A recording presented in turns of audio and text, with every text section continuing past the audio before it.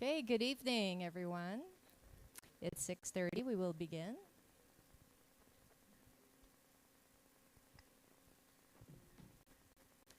All right, welcome to the town of Montverde. My name is Caroline Trepanier, and I'm the town clerk. Please stand and join me in the Pledge of Allegiance. I pledge allegiance to the flag of the United States of America and to the republic for which it stands, one nation, under God, indivisible, with liberty and justice for all. Thank you.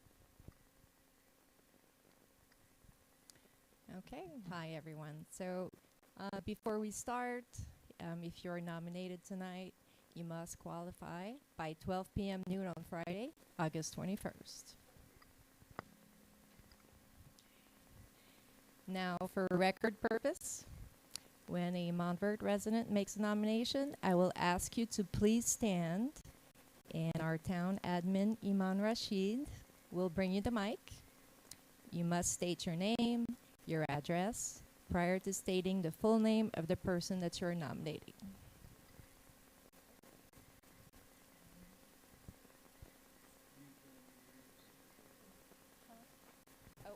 Yes. Brief. So, for example, my name is Caroline Trepanier, 17404 6th Street in Montverde, and I nominate Iman Rashid for council. The same procedure is to be followed by the person that seconds a nomination. All right, we will begin with the nomination process with the first nomination, which is the caucus secretary. This person will write down the names and addresses of the residents making nominations and the residents that will be nominated. Okay, we can begin the process.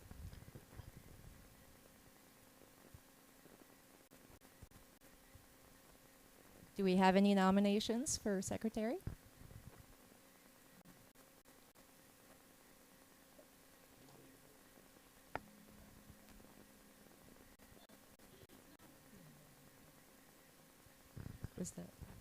Was that a nomination? Okay. Okay.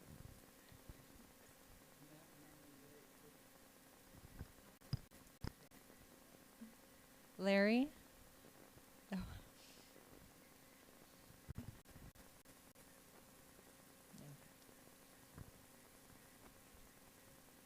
Okay. All right, so no nominations for secretary tonight?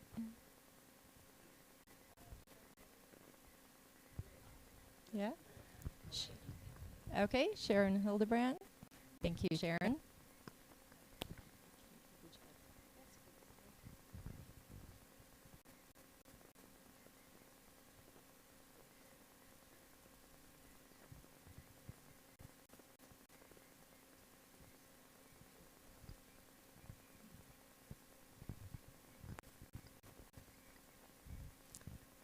Okay, we will need a motion to seize nominations for secretary in a second. Okay, second. All right, thank you. Mr. Peacock. Okay, now we will move to the 2 open council seat nominations. Are there any nominations?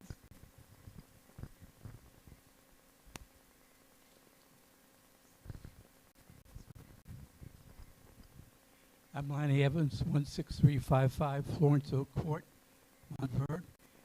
I'm a resident of Montverde and a legal Lake County voter.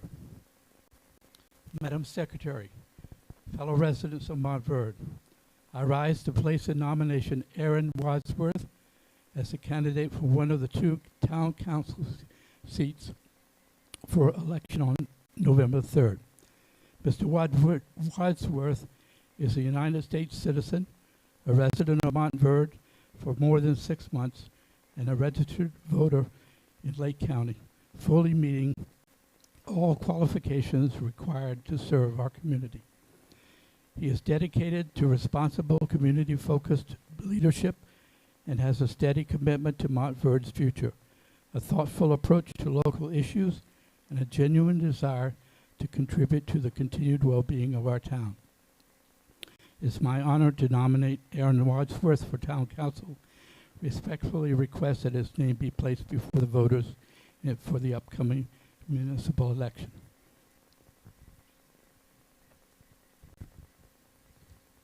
Thank you. Are there other nominations? Oh, second. Thank you. We need a second. Okay. And state your name and address, please. My name is Dr. Kelly Moore. My address is 17029 Florence View Drive. I'm a resident of Montverde for 12 years. I'm legally registered to vote, and I nominate, second nomination for Aaron Wadsworth. He will be a great leader for this town. He has demonstrated on planning and zoning board and at town meetings. He's attended most every single meeting, and I've witnessed him look at things by the facts. He's a person who will keep this town moving forward, and he does it with no agenda. He's here to do what's right for the town, and I've witnessed him over 2 years at these meetings, and I second his nomination. Thank you.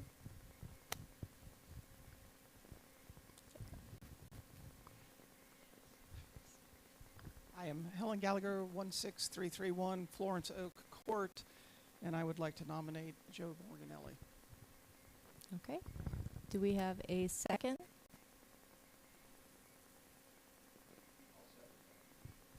Okay. And please state your name and address. My name is Robert Tomlinson, 16634 Magnolia Terrace, Montverde, Florida, 34756. I am a voter and been a resident for over 24 years. Okay, thank you. Do we have... Okay. My name is Alan Hartle, 16191 Hillside Circle, Montverde. Been a resident for almost 17 years. I would graciously nominate Carol Womack for this position. Thank you. Do we have a second? John Keys, 16831 Florence View, legal resident and voter, and I would like to second the nomination for Carol Womack. Thank you. Do we have any other nominations? Thank you.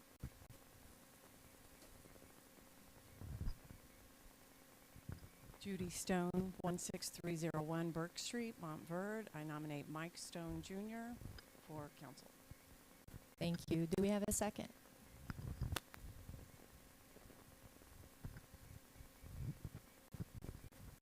J.M. Oliveri, 17727 Sugar Pine Way, Montverde, and I second nomination for Mike Stone. Thank you.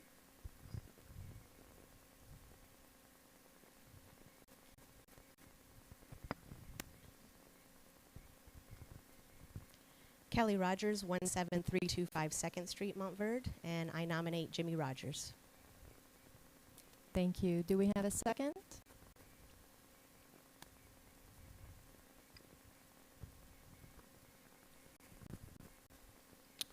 Rob Nasser, 16505 Highland Avenue, and I also nominate Jimmy Rogers. Thank you. Michael Whidden, 17635 Broad Street. I've been a resident since 2011. I'd like to nominate Jim Peacock. Thank you. Do we have a second?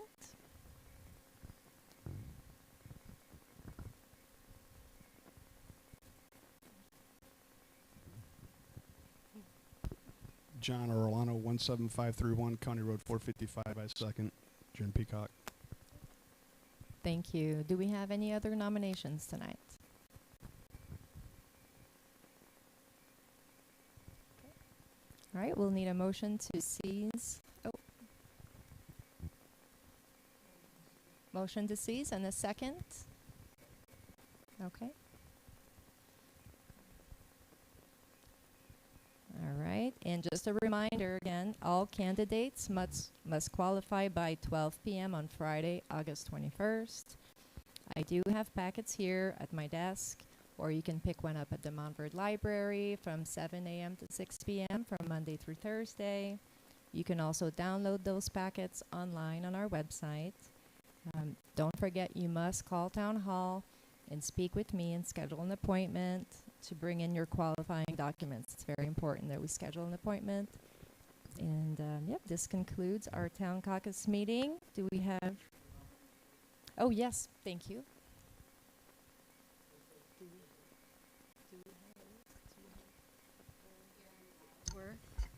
Carol Womack, Mike Stone, Jimmy Rogers, Peacock, and Joe Morganelli. Okay.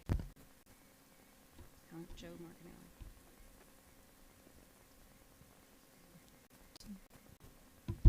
Couldn't keep up with all of it. All right. No, okay, we need to repeat those. Okay. Sorry about that. Aaron Wadsworth, Joe Morganelli, Carol Womack, Mike Stone, Jimmy Rogers, and Jim Peacock. Thank you. Everybody heard that? Okay. All right, thank you. And then we'll need a motion to adjourn and a second. Motion to adjourn. And do we have... All right. Thank you. The regular town council meeting starts at 7, so if you want to stick around for that, I'm sure you'll enjoy it.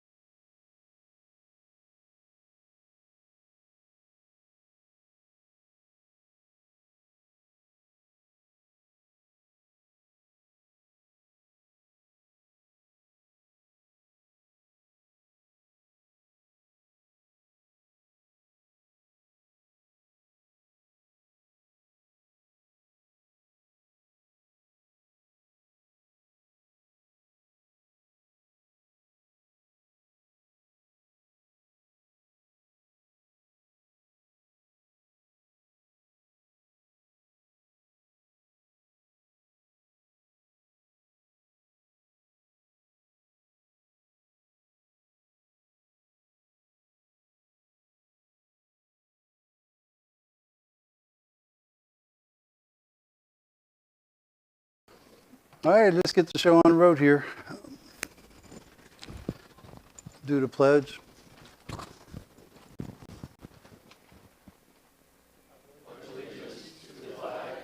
United States of America, and to the republic for which it stands, one nation, under God, indivisible, with liberty and justice for all. All righty, roll call, please.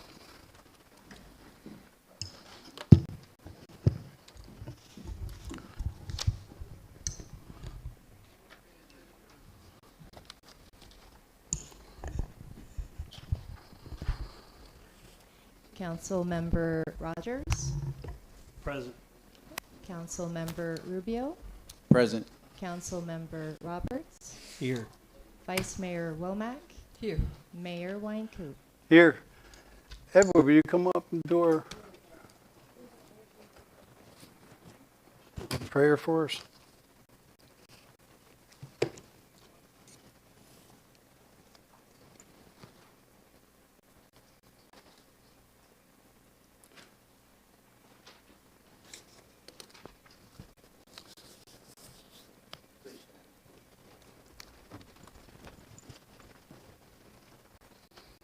Almighty and ever-living God, we do well always and ever to give you thanks and praise, and we're especially grateful for this occasion and this place and these people and whom they represent.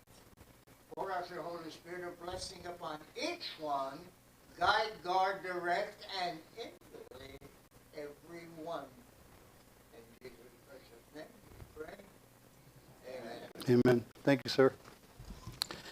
Alrighty, move on to proclamation recognizing Constitution Week, if you would, please, Anita.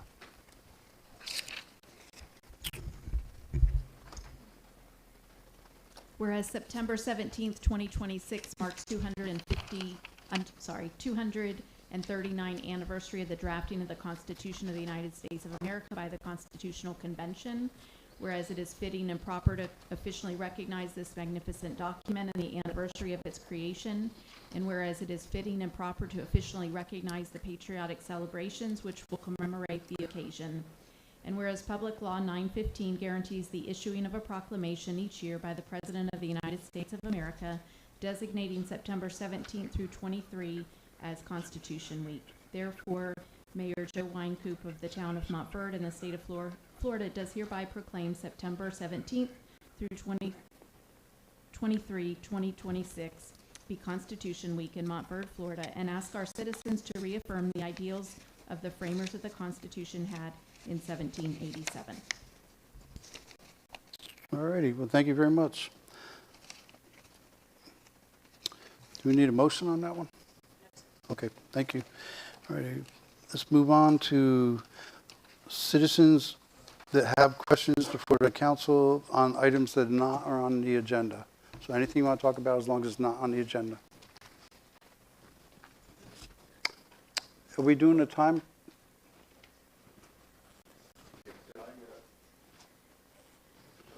How's that work?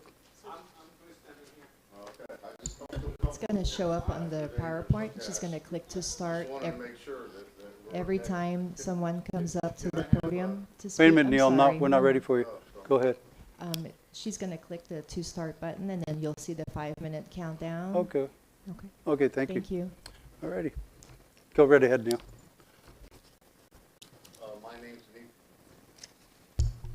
name's Neil. Is that working now? Neil Frazier, 16643 7th Street. How appropriate is Constitution Day, or you're celebrating your proclamation, because you stepped on it last week, Joe. You stepped on it really bad. Okay, so I'm here to tell you that I'm giving you a courtesy. I'm giving this council a courtesy. In federal court, this letter is not required. I'm here to reach out to you guys and say, let's settle our differences. I want to leave this town. I don't like it here. So this is what it's going to take. I am going to file a First Amendment lawsuit against this town. I have enough documentation to do it. It's going to happen. It's laid out clearly right here. Okay? So you told me to go get an attorney, and that's exactly what I did. And that's bad advice for a town, Joe. It's really bad advice. So I don't really know how I come to you guys. You never answer any questions. You never address it. Joe, you're a crook. Where's the money? Anita, where's the money? Where are the resolutions? You are a thief, and you used my mother to hide your crimes. You were discovered. You were found out. Yeah, you want that timer to go, but it ain't going to go, Joe. It just isn't. So it's here. You've got it. I gave you a copy. I would like Miss Easy on the Eyes, because Paul, she still easy on the eyes, Paul? Because you're disgusting to think that about one of your employees. I just tell you, I don't appreciate anything you all do. This is a den of debauchery in here. Shame on you for coming in here and besmirching your family's name, joining this rabble. I really don't know how to do it. And Carol, I'm so tired. I sit and think about you thinking I'm a troublemaker. The troublemaker is sitting in the red shirt next to you, and you know it. You all know it. Every one of you know it. Yes, smile, Joe. Smirk. Just smirk. You know you stole the money. Are you in a compromising relationship with Fred? Huh? You in a compromising sexual relationship with him? You know? Your buddy, Fred Boutros? You know what I'm talking about. You know, all of you. Anita can't even look at me. You can't. You're disgusting, Anita. God loves you, Anita. God loves you. He wants you. Repent and save yourself, because you are going to hell. You really are. You guys have to change your ways.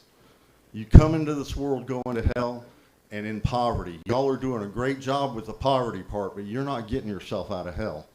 You're not at all. So, I don't know. I put a timeline on this because you ignore it. Continue to ignore this one, and it'll go that way. You know, it's just going to go. I promise you, you will be in federal court for this one. I'm not fooling around. I'm tired of it. I want to leave this town. Make it easy for me to leave. That's all I'm asking you to do. Make it easy for me to leave. Paul, you're disgusting too. You have done nothing but cause strife in my family. Nothing at all. And I just, it's unbelievable. I had high hopes for you coming into this town and straightening them out and showing them how to run a town and what to do. But no, you joined right in. You became a realtor with Paul, with Wine Coop here, so you could share in those referral fees you get from all these homes you're approving. We know how this system works, and we're tired of it. We really are. It's time for you all to go. It really is. So I'm just going to stand here and talk and talk and talk. I love the fact you got a timer up, because there's nothing you can do. Who are the kids in those videos, Joe? Who are the kids? Are the children from the school, or are they kids out of the neighborhood?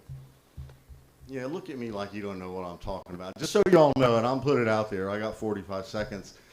Somebody acquired a laptop off of Jim Lay's out of his driveway illegally. It was illegally, but it led to a plethora of stuff that is gross. It's disgusting. What you all got going on in here, it's a den of debauchery. It really is. And y'all know what I'm talking about. You guys get together. You know you get together every week. It's on there. It's on the videos.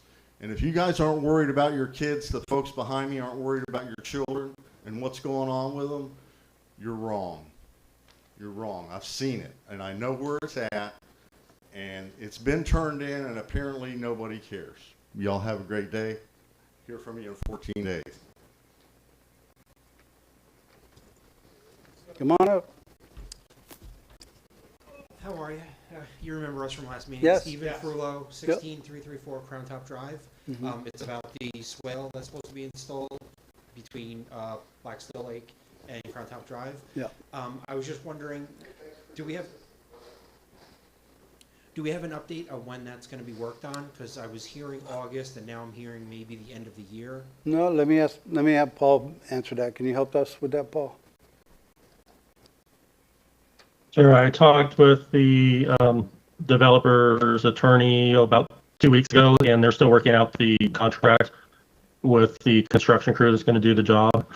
So they don't have a specific date, but they said hopefully done by the end of the year. It's really in their hands. We don't really have anything to force them to do it at this point. They got to finish the development to get their bonds back, and so I assume we'll see it done before the end of the year. But again, it's in the developers' hands.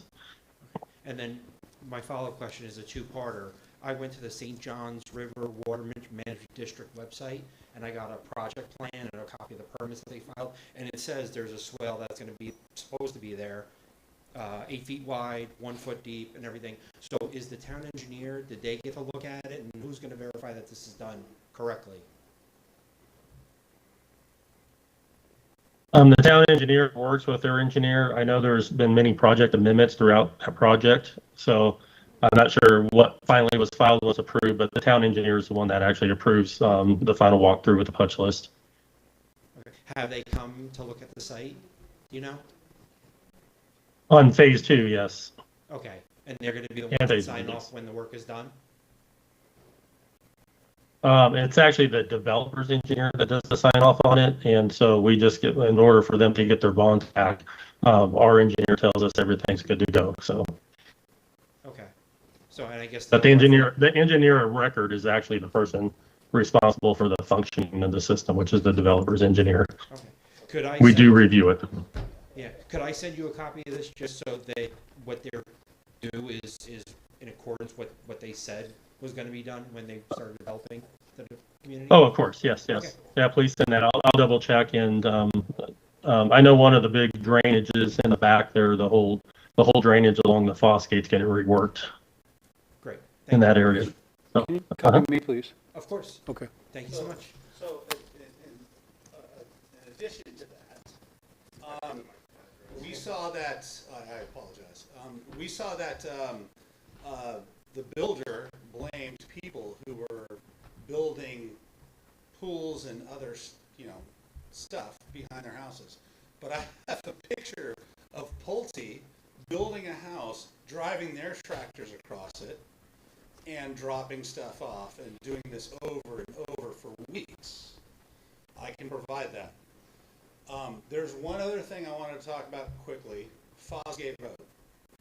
As you pull out of our community and you go to make a left onto Fosgate to get onto, from Blackstone, yeah, Blackstill Lake, yeah, to get onto the turnpike. Those cars are going so fast, it's very hard to actually make that left-hand turn. I'm not saying we need a stop sign, but maybe a mirror so we can see up the road, because we can't see anything. And it's always that one point when we're trying to make the left that there's a car coming across that very quickly. Mm. If we can consider that, that's all I'm looking for. I would assume that we'll take that to the county and ask them to do it. Sure. Yeah. Would that be okay with the county, Paul? You make sure we can do that. Yeah, the left. Yeah, I know they're looking into that intersection. One of the things we talked about is possibly putting a radar sign up there to remind people to slow down as well. So I'll follow up with Mike over there at the county and see what we can get done. I think Sean might want to say something. Or something that we can see that on Go that ahead. side.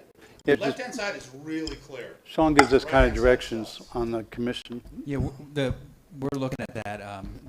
Speaking for the county, we're looking at that. We know it's a problem. We've heard that. I think Jerry has told me a few times it's a problem. Can you guys hear him? We are Yeah. gonna want some written input from the town, because that's kind of the way the county acts. We try to on stuff like that. Do you want any other input? I work in software. I'm home all the time. Well, I think so- as Paul had said, I'll ask. We'll follow up with our engineer. They're going to come up with a few ideas. I can do video. I can do all kinds of stuff. Yeah. You just tell me when. I think it's right. You're looking at a stop sign, but we do like to work with the towns and the cities on that. So, but what'll happen? But it's your is- road. It is, but it's the town around Yeah. it mostly. I know Yeah, you're- no, I understand. Yeah. But we can't do stuff without you saying okay. That's what I'm saying. Absolutely. We don't want to do stuff though that you may not Right, like either. right, yep. So I know there's a little bit of this, but Yeah. we'll get information and give you some Okay. options, and then the town can formally just say, hey, we like these ideas, and then I don't mind making that decision from that point on. Okay, And great. There was an accident, a pretty bad accident there within the last couple of weeks. Okay. So it is a real world problem. Yeah. I just had two more things for our little neck of the woods.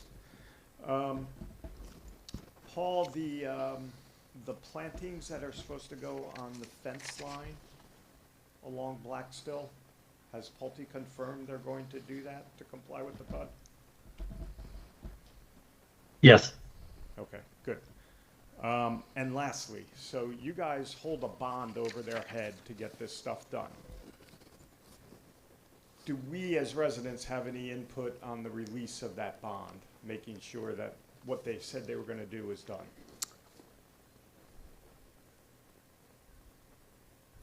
That is, there's a condition like a contract, and it's going to be pretty well when the engineer signs off on it is when the bond will be released. So it's not a political thing. It's a very objective thing. Once everything's been completed on the plans and according to the PUD, that's when it gets released. And that's generally an engineer who makes that call. And I'll confirm it, obviously. By Pulte? What's that? The engineer that is being paid by Pulte? No, this is the town's engineer. Okay. Pulte has their own engineer, then town has an independent engineer. Okay, good.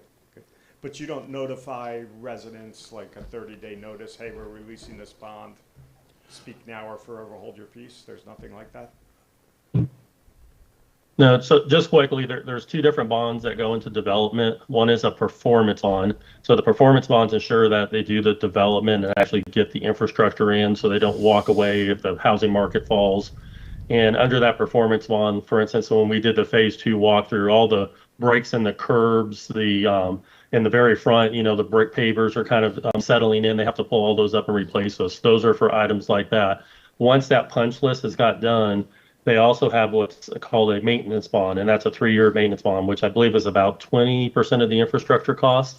And that's for us to keep, and we go back if something breaks during that 3-year period or something needs to be fixed. And usually we do a punch right before the end of the 3-year period, and they'll go back and fix anything that needs to be resolved under the maintenance bond. The stuff that's covered under the maintenance bond, Okay, so which is the public infrastructure piece. If the swale were to fail 2 or 3 years down the road, you have a means to go back after that. I believe that would be covered under the maintenance bond. I would have to look at that. That one's kind of mixed because it's half private. HOA has some maintenance responsibilities at this point now that Pulte's finished it on phase 1. So we'll work with the HOA to make sure that things are kept upright. And so if something does fail, that we can definitely point to Pulte if they need to fix it. And they've been good to work with on everything so far. It's just, everything's timing, trying to get contractors out is hard in today's world. Yeah. Appreciate it, guys. Thank you. Thank you. Thanks for coming. All righty. Anybody else like to talk to the council? Here you go.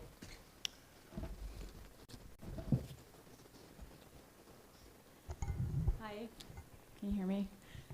Hi, I'm Leslie. I'm from Willow Ridge, also neighbors down the street, also on Crown Top. Can you? Oh, okay. I can't see my paper. Okay. First, I want to say that I'm very grateful for those that are willing to invest their time serving others. I think we had some kind of strong comments tonight. I think that it's important that people be able to share their opinions. And I realize that in this position, you often hear when things aren't going well, more than when people are happy with things. Tonight, unfortunately, my comments are about things that I think need to be fixed more than they are about positive things, but I am hopeful that that changes. So there's a couple of things I wanted to address tonight, and I'm hoping that something I say causes some council members to maybe think differently. So my husband and I moved to Florida 4 years ago. We originally bought a home in Pasco County, thinking that's where we would stay. And after spending some time there, we started exploring other areas. And although we were very invested in the house that we had bought in Pasco County, we built a pool and everything, we just felt called to leave there and go somewhere else. And so we looked around different parts of Florida, and we fell in love with this area and this town. It's beautiful. It's got a small town feel, but all the convenience is close by, which is really important to us and part of what we didn't have in Pasco County. So we went under contract in Willow Ridge and had a long escrow period because I was very busy with work and we weren't planning to find something so fast that we wanted. During that time, I would tell my husband when we would come to visit, this area is so perfect, we better not find out that there's some dirty secret we didn't know about in this area that makes us regret moving here. I literally said that multiple times. I can tell you where I was driving on Blackstill Road and different places when I would say that. Like, pinch me, this seems so perfect. Even before we moved, we ended up moving in March of this year. We started becoming aware of some things that didn't seem right with the town government and the dynamics. And we didn't know what to make of what we were hearing. I don't just co-sign what other people are saying, so I started to pay attention myself, asking questions, observing things for myself. I very much value diversity of thought in my career, in my personal life. I believe good decisions come when people are willing to hear each other, different perspectives, and genuinely are curious when they have different opinions, why they see things differently. And I don't see that happening on this council.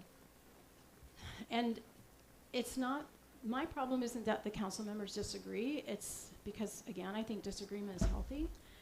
I think dynamic tension is important. The problem is the lack of respect that seems to come with those disagreements, and I've watched this happening. I've watched it happen when people like me come to the microphone, be treated dismissively. I've watched council members speak to each other in ways that are unnecessarily hostile. And I want to specifically recognize Brian, and we don't know each other, Brian, but I've noticed you do your homework. You ask the questions that deserve answers. I literally cheer you on from home when I'm watching the video, and sometimes it's after the fact. You maintain your professionalism even when you're not treated with that same respect in return. I don't know how you do it. I learned from the way you handle kind of the hostile fire that you get. This repeated dynamic of this 3 or 4 against 1 is troubling, and it's as though having different perspectives is a problem for the council. And I know our town would be better served if those questions were welcomed, facts were put on the table, and each member's perspective is genuinely considered.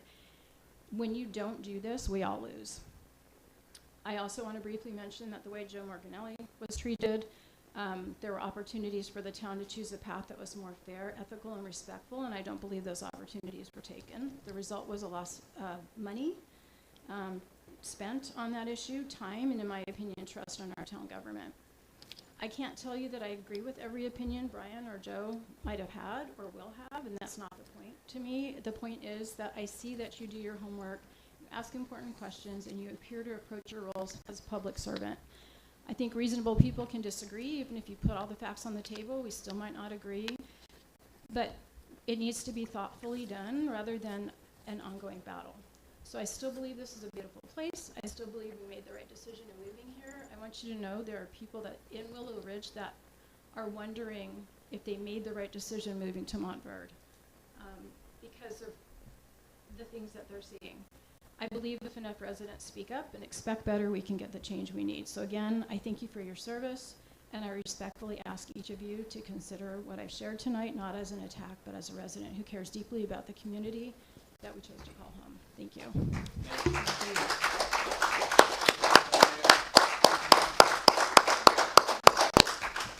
Okay, anybody else?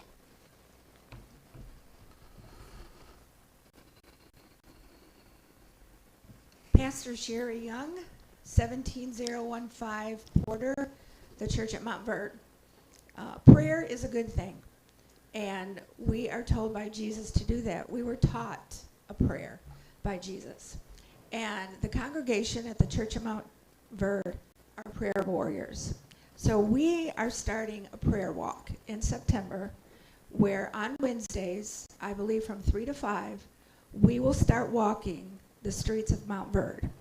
So I wanted to let you know that if you get any calls that you receive about women walking the street, we are prayer walkers, just to let you know.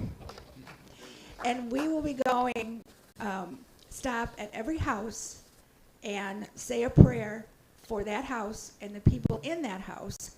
And we will also be praying for the town of Montverde. And if anyone in the town needs prayer immediately for whatever reason, they can call the church and we will have someone come and pray with them. Thank you. Thank you very much. Appreciate it.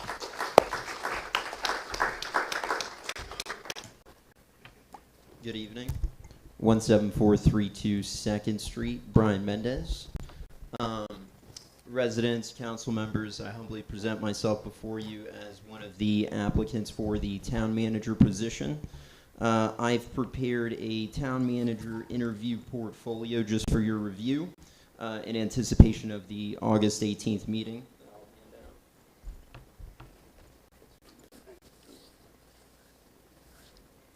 Absolutely. Thank you. Yeah, absolutely. Thank you. Yeah.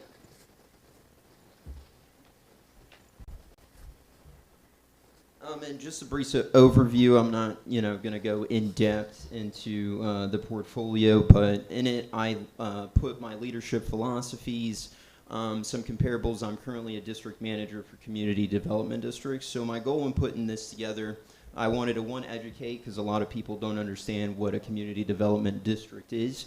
So we're governed, government entity as well. We're governed by Chapter 190, where you're governed as a municipality by Chapter 166 in your own charter. So I put some comparables on some of the overlaps. There's also, I oversee the town of Kindred, comparable to the town of Montverde, in terms of budgetary operations. So I put some comparables in there as well. And one of the highlights in that packet that you'll find is something that I'm actually proud of.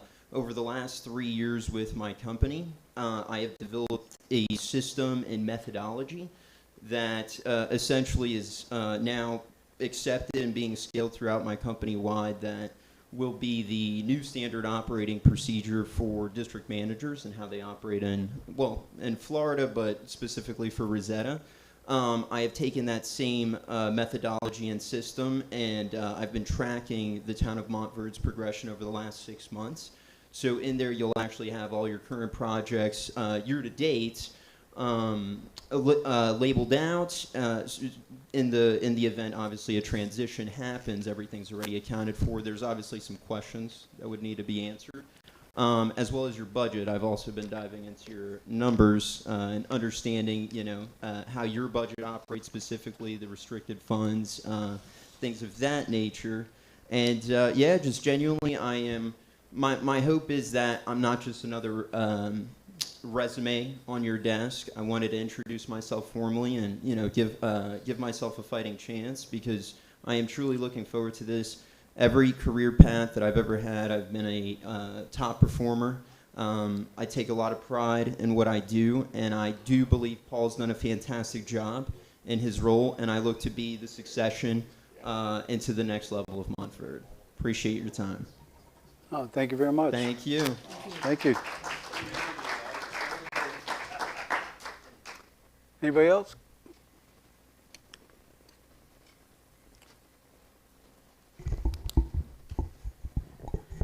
Mike Furin at 17179 Ridgewood Avenue. And I have two questions. The first one is, what can be done about the homeless encampment on Ridgewood in the 40 acres? There's a dirt road and so forth up there, and I tried to look up who owns it, and it's a trust, so you can't contact anybody, and I don't know what the town's responsibility is. And I never said anything until now.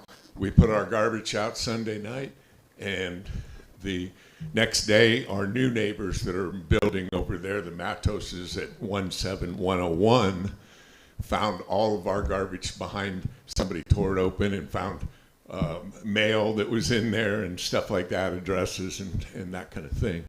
And I see them going in and out all the time. So I wanted to address y'all for the record and see what can be done by getting the county or somebody involved to clear that out. Because it's right across the street from our houses, and I have grandkids living there and all that stuff.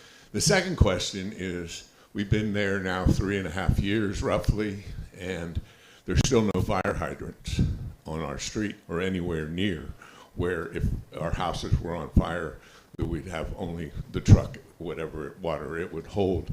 And I wanted to know what the timeline is for getting the new pipe down that street and putting fire hydrants in.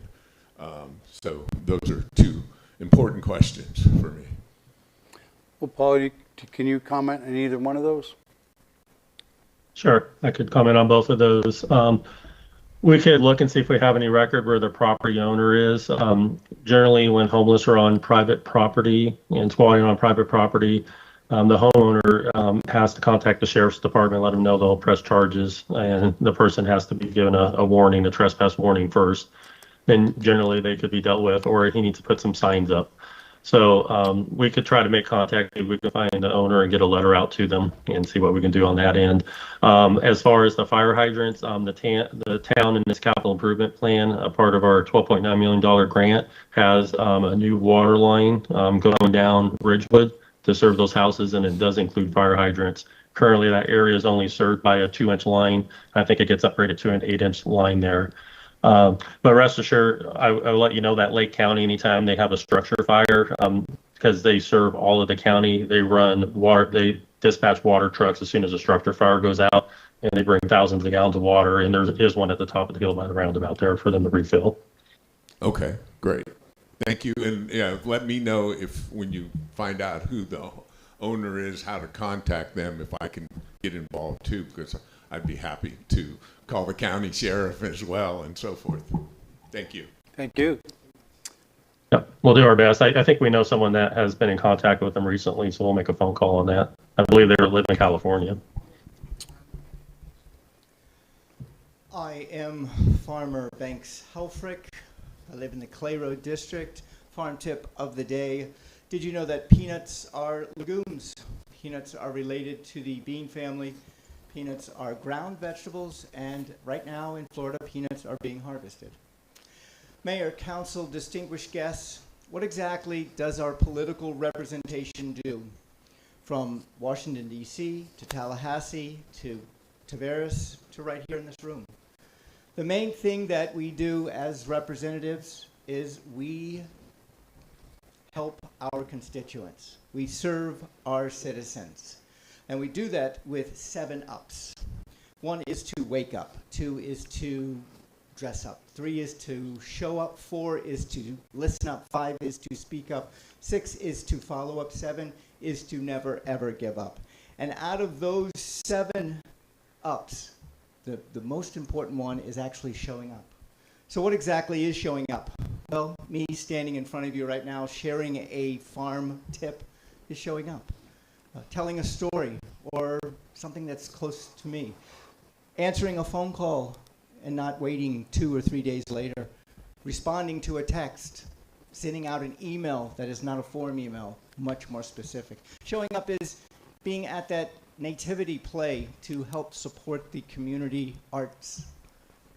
Showing up is being at that ribbon cutting event, that groundbreaking event to welcome a new business into the community.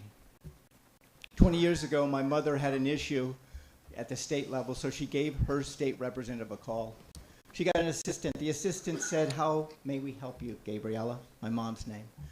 My mom explained, and she said, "I will let the state representative know. He will get back with you within a day." Within an hour, Joe, the state representative, had called my mom. "Gabriella, how may I help you?" My mom explained it to him. He said, "Give me a day to figure out how to maneuver through government." They hung up, and in an hour, Joe had called her back. He had come up with a solution. He had taken my mom's hand. He had walked her through the situation and an outcome, a favorable outcome. This is service. Joe ended up being the Speaker of the House in Tallahassee. I am Farmer Banks Helfrich, candidate for State House District 25, and I show up. May you all be blessed. Thank you for allowing me to speak.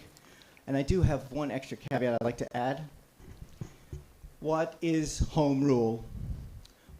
Home rule is the power of all towns and cities, even the county, to self-govern, pass laws, and manage internal affairs without asking for or needing explicit state permission. I wholeheartedly and 100% back home rule. Lastly, Councilman Jimmy Rogers, welcome to council. Thank you. Thank you, sir. All right, anybody else want to talk to council about something that's not on the agenda?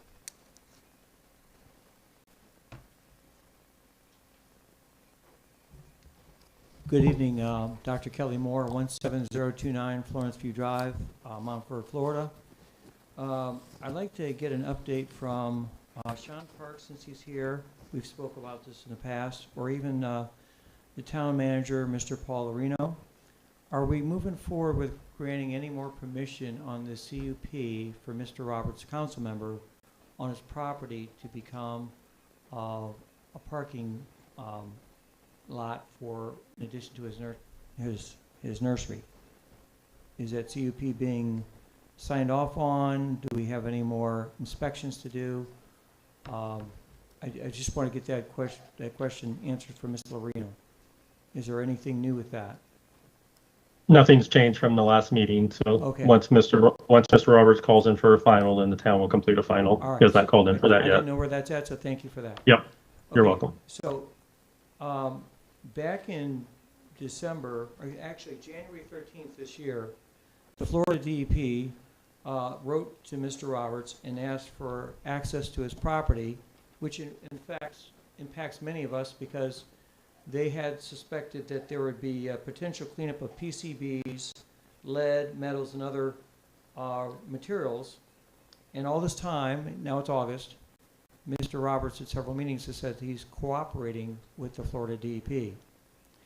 The last update that I see in the record that's available to the public is back on in June, where Mr. Roberts voluntarily said that he would put up a perimeter fence around an area that contains the trenches where the suspected barrels, which were never removed. So he offered that he would put up a perimeter fence around this part of the dump to prevent vehicles or people from getting on there. The Florida DEP wrote back and said, no, we're not going to give you your request of closing the file. And they still wanted to get on to the property. So I wanted to hear from Mr. Roberts and the council. At what point is cooperating when it's going on 8 months and you're not giving them access so that we can make sure we have safe water? And I want to footnote for people who don't know about this, but the New Jersey Department of Protection was just found out by CBS News and other leading news sources that they were holding PCBs from the neighbors up there. Now there's a cluster of cancer outbreak. Now there's PCBs and whatnot. The Florida DEP wanted to first reach out voluntarily and work with Mr. Roberts to get access on there voluntarily. And if he doesn't provide voluntarily access, they can take administrative measures and go to court. Now this has gone on for months. The town even spent some $12,000 or so on getting a consultant to come in and talk about our liability of just granting that CUP. So I'd like to know from Mr. Roberts, is there anything new with you giving them permission just so that we can all put this to bed and say it's free of any dangerous chemicals? Yeah, my last email to DEP was on Thursday, so to give you an update of how recent we've been in contact, just because not everything is on the Nexus doesn't mean there is no contact. And if you're unhappy with the timeline, your HOA can allow testing on their property if you're concerned about anything. Testing on our property? If you're concerned about the timeline... Well, that's deflecting. The Florida DEP is looking at your property, and when you asked for them to close the case, they said they wouldn't. And so you then came back. The likelihood of them getting an administrative order is very low. So I could actually tell them no. And So that's you cooperating with them. Cooperating with them is coming to an agreement that we both can live with. I see. So you can just deny them and feel that that's in the best interest while you're... If there was a concern, you it would have swore presented duty itself by now. When you took the oath of a council member, you would swore to protect the town. And so If now... I was concerned if there was an issue going on with it, then I would take action. There's never been any detection of any contamination Yes, there leaving our has property. been. They have it leaving right our here. property? It's right there. Okay, send that to me. It's in the file. It's for everyone's public to read. So you're saying contamination has left our property? I'll read it to you right here if you'd like me to read for the public. Go It ahead. says, wait a minute, I got 20 seconds. It says, Dear Mr. Roberts, this letter is regarding potential cleanup of PCBs and metals, lead, and above referenced facility. That's your property. And that's the Florida Department of Protection. They're Back saying in on our January. property, not within other properties. They're talking about your property, sir, and you're deflecting to some other Your HOA. time's up. Thank you. Thank you. All righty. Anybody else like to talk to the council? All right, let's move on. Oh, you got something? Okay.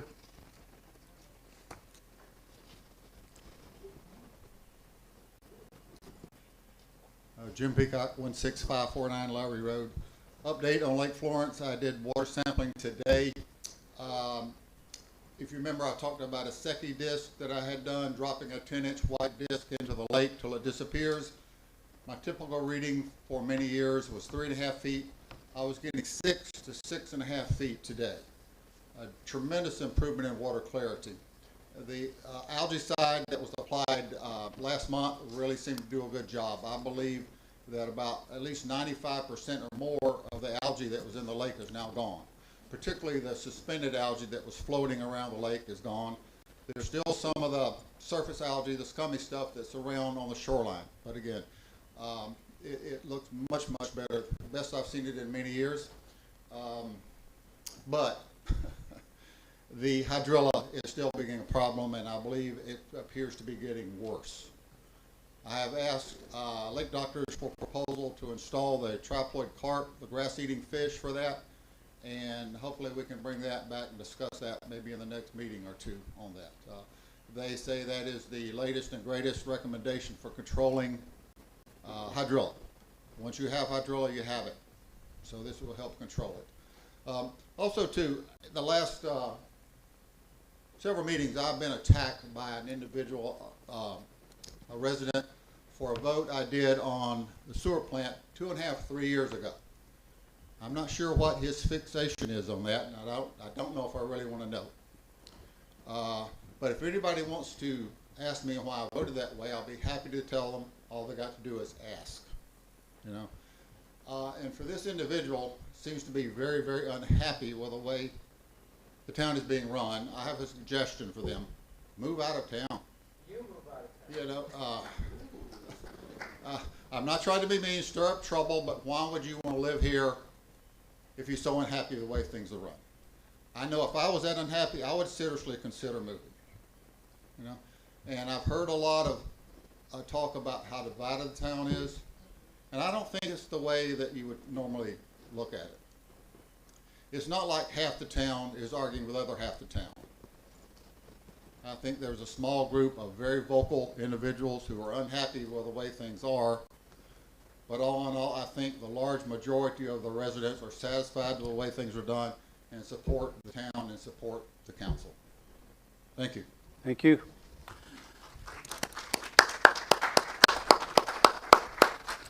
Anybody else?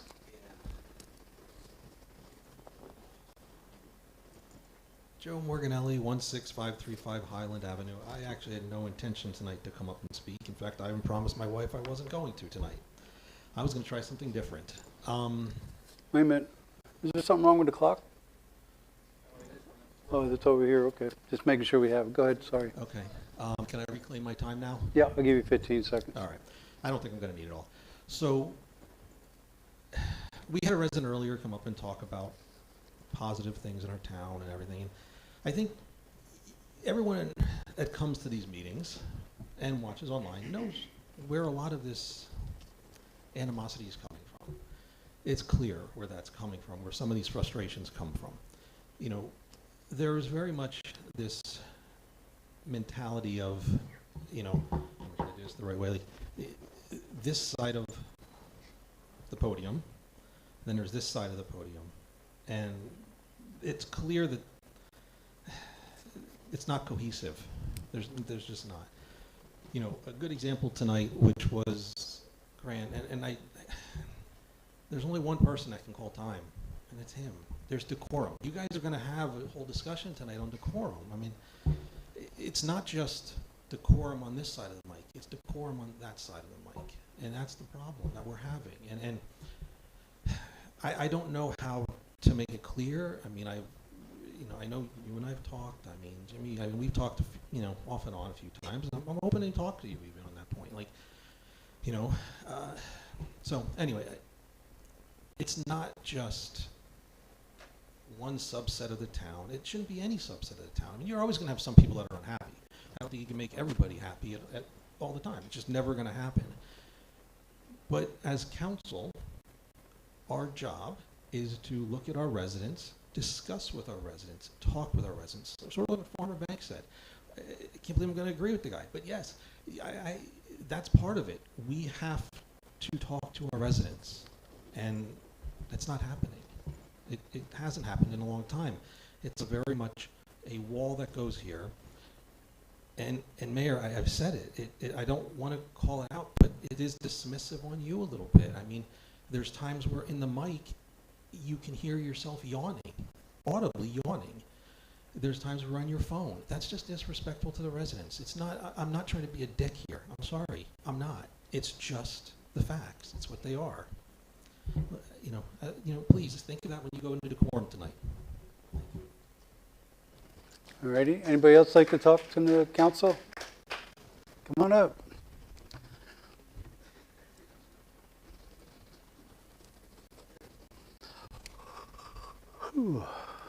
Michael Whidden, 17635 Broad Street.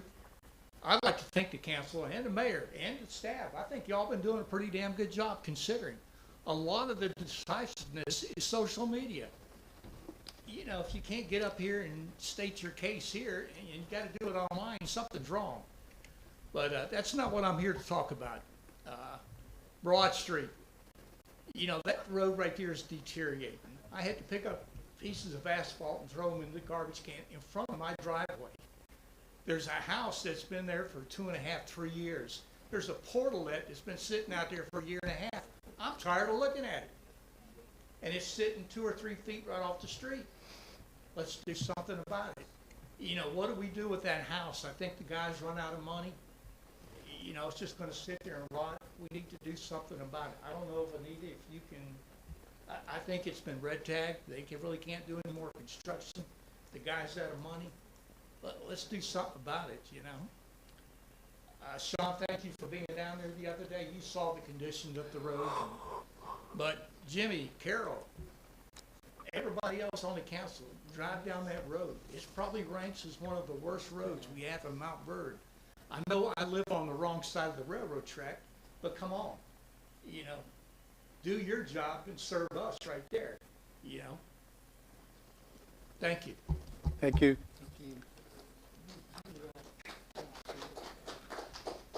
Can you add to anything on that, Paul, about Broad Street?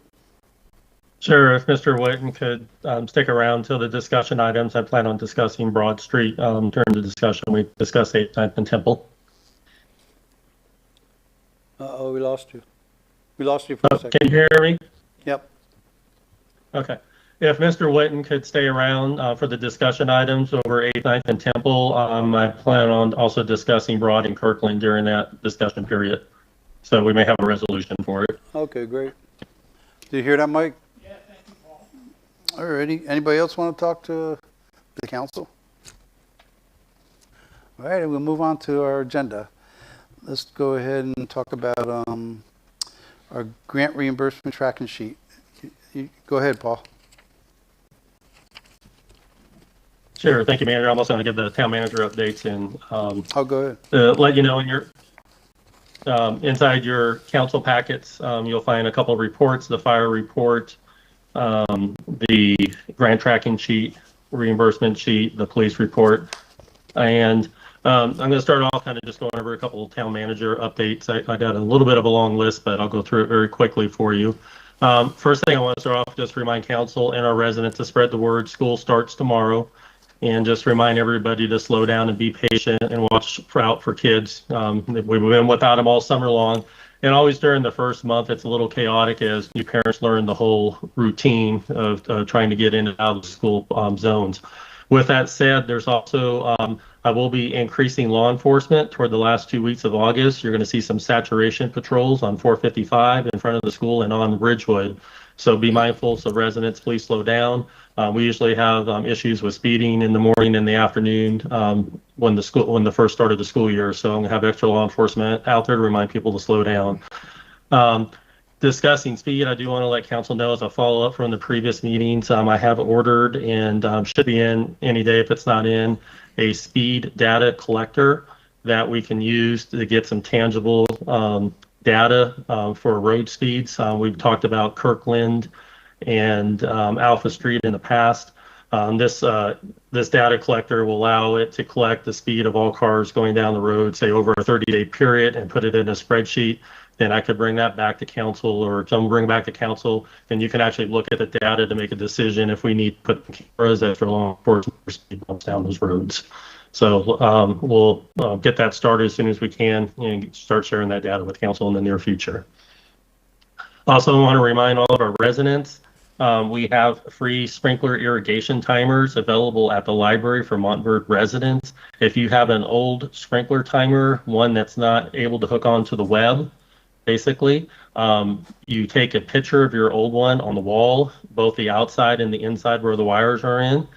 Bring that picture in, sign an agreement. We're going to hand you a brand new sprinkler. You install that and bring us a picture back installed, and it's absolutely free of cost. And they're a little over $200 a piece. Those were grant funded. So just remind, we do need to get those moving. So council, if you can also share that and pass that along in your different media outposts, that would be great. And I would remind anybody of the public too, if you have a neighbor, maybe there's an elder person, they have an older sprinkler system and you can maybe help them out, switch that out. That would be awesome if you could help them do that. I think we still got over 40 or 50 of those left. As of a few hours ago, the town did launch a new website, an updated website. So please take a look at that. We know there's going to be a couple bugs in it we're going to need to work out. There's a couple dead links, but Iman's been working on that with the web person to get that going, and it looks much better. I think it'd be a lot easier and improved, and we'll keep making improvements on it till everybody's satisfied with that. In addition, we're going to get a few bugs out of the website, and shortly after, in the next few weeks, the app is ready to go. We just want to test it with the website since it interacts with the website a little bit more, and we'll be launching an app where on your phone you can quickly download agendas, check on latest things going on in town, and also during hurricanes or things like that, we can also send out notices to you. So we're going to encourage everybody to sign up for that app here in a few weeks once we launch that. Talking with our fire chief, good news is the fire station is on schedule and actually ahead of schedule, possibly as early as February, but still keeping with that March deadline date. So that's good news moving forward. Also want to report to council that the Four Lakes Storm pipe replacement project is now complete. It came in around $67,000, which was much better than the last one that we put out the bid, which was $130,000, just using the local contractor. And we were able to replace that storm pipe with concrete, which is, so it should last 100 years instead of the metal that's been in there or plastic. Next thing I want to announce for our residents, and we will send out more information as it gets closer. Just semi-mark your calendars for October 3rd between 9 and 1.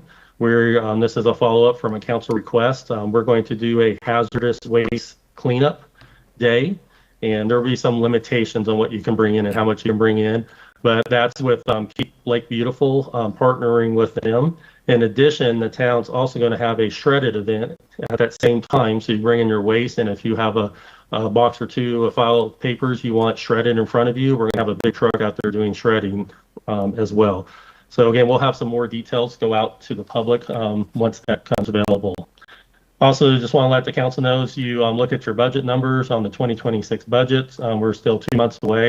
Our revenues are now right at near 100% for all of our major funds, which is the general fund, the water, and the sewer fund.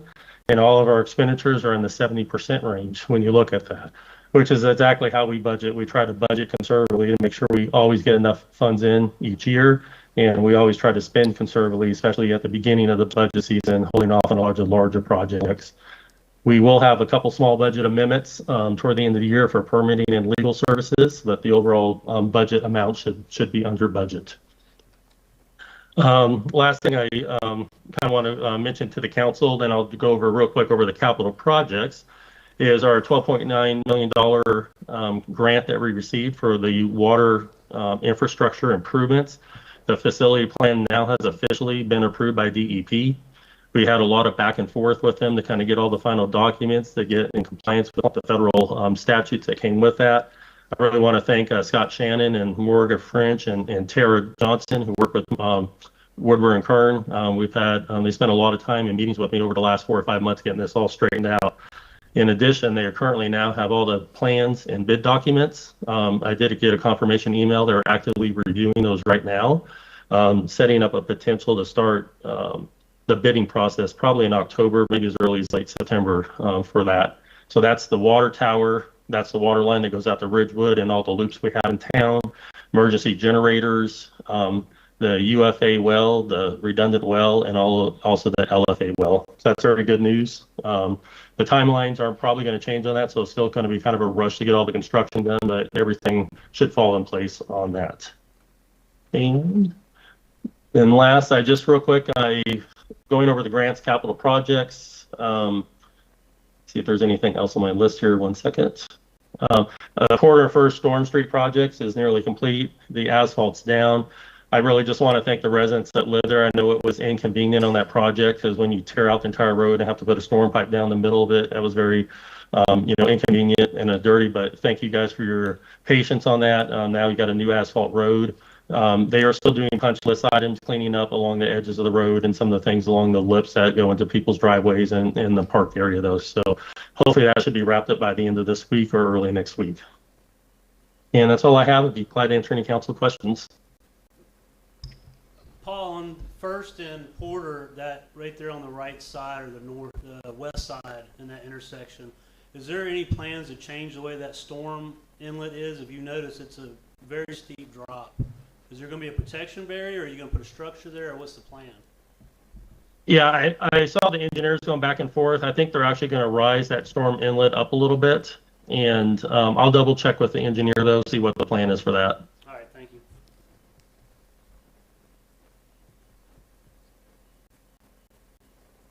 Okay. Thank you, council. You're welcome. I wanted to, can you go over the grant tracking sheet? I was going to ask you to have a couple of changes done on it.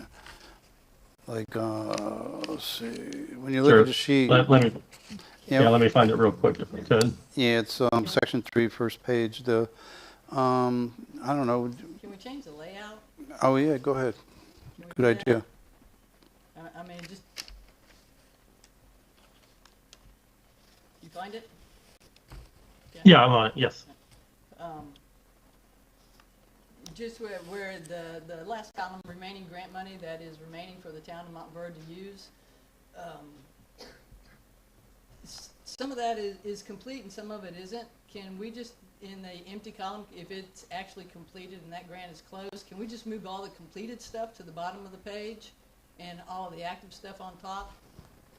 Does that make sense to you? All of the ones that are completed, that are finished, let's just put them at the bottom of the page, and the ones that are still open and active to the top of the page. Sure, we can do that. And the remaining is the total remaining grant money we have to spend, not necessarily if it's completed, it'll be zeroed out when you look across it. But yeah, we can put those toward the bottom. Right, and I mean, there's a whole lot of them that are zeroed out. It's just having to read through the ones that are zeroed out for the ones that aren't. Yeah, so some are zero just because we haven't pulled the grant money on them yet. Yeah. That's why you don't see them in the right column zeroed. The remaining money for the playground is not in the right column at all. I mean, there's like nothing there. Which I think is the 250 mark. Yeah, correct. Sorry, I just added that at the last minute. I apologize. We'll get that one moved over. Definitely.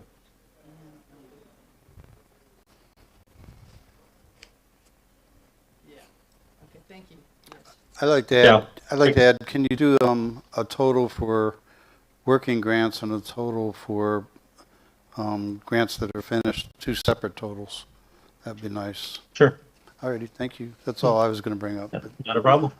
Yeah.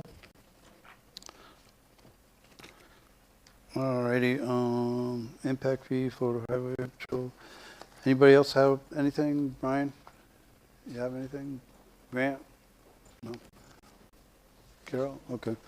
Alrighty, well, thank you, Paul. We'll move on. Thank you, council. Go right to Anita, if you have anything. Alrighty, thank you. And Sean, as the planner? Yes, sir.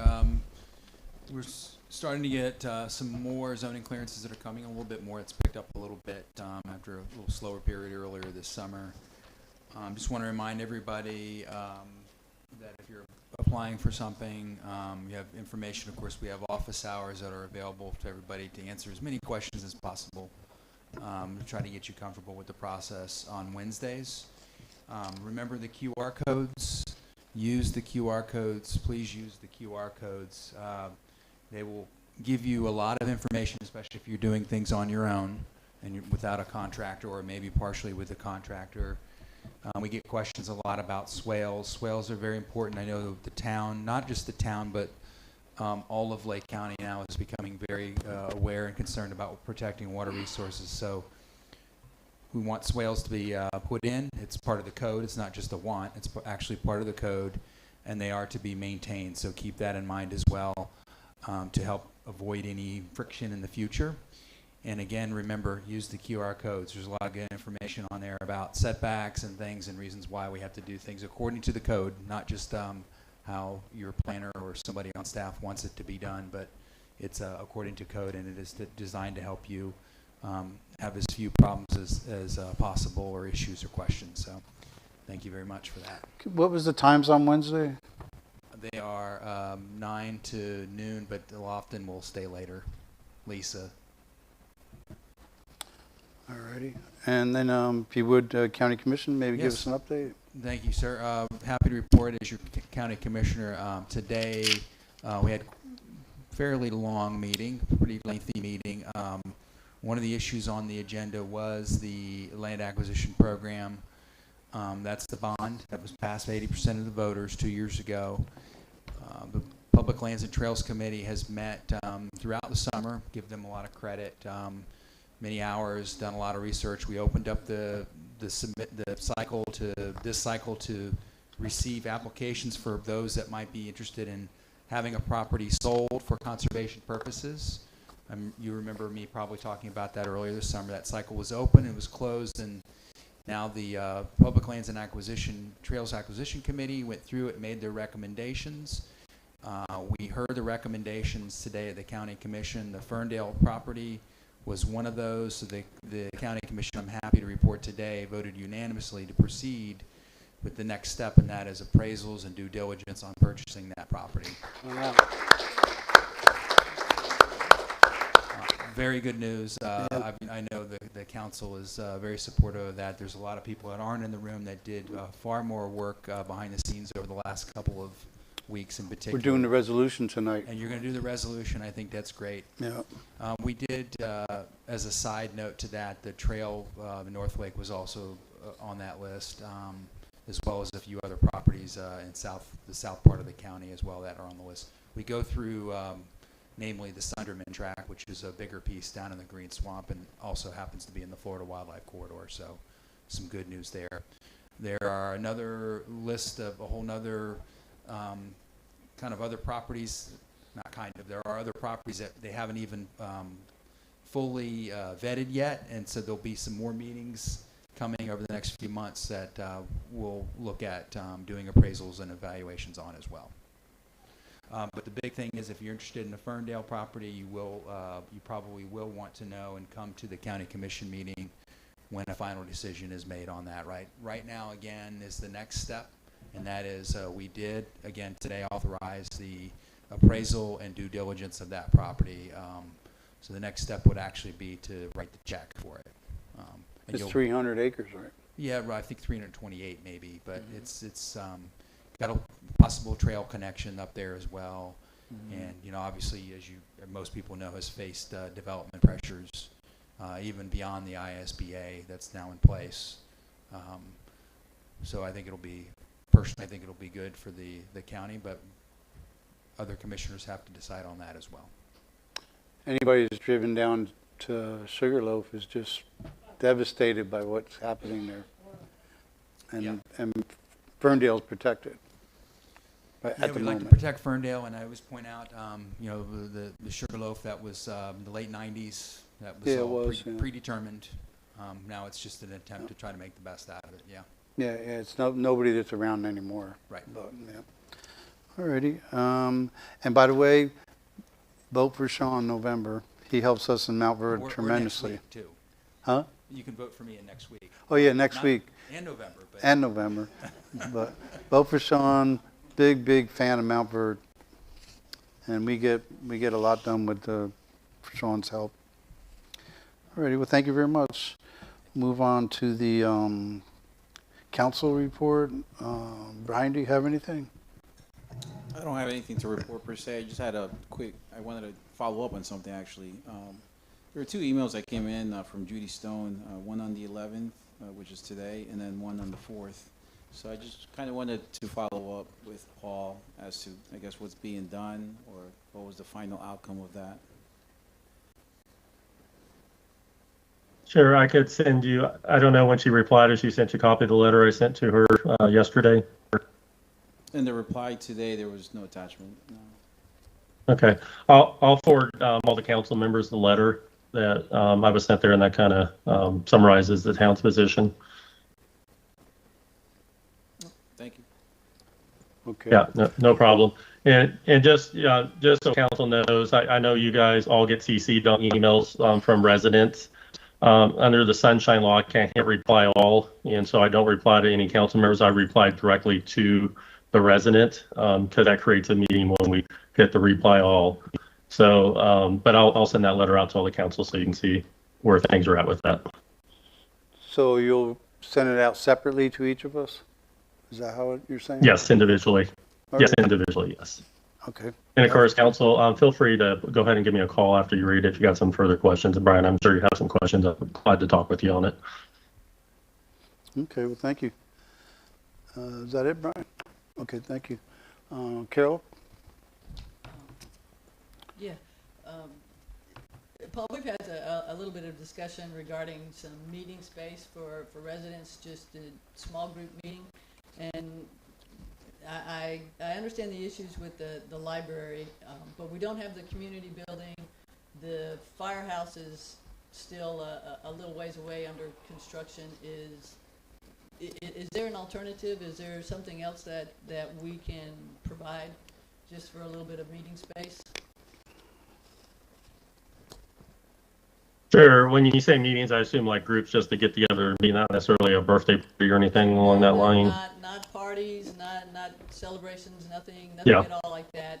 Just literally a sit-down meeting space. Sure. If council's okay, I did talk with Councilman Womack, and understand there's been some groups that just want to have a meeting, whether it's a small HOA or some other small groups in town. If council's okay until we kind of get it revamped for the offices, and before and after we kind of figure out what to do with the community building, we can use that new house we purchased in the park and create some meeting space there, for 14, 20 people possibly to meet. If you guys are okay utilizing that, that would be simple and cheap for the town to do at this point. I'm If that okay would be with it. acceptable to council.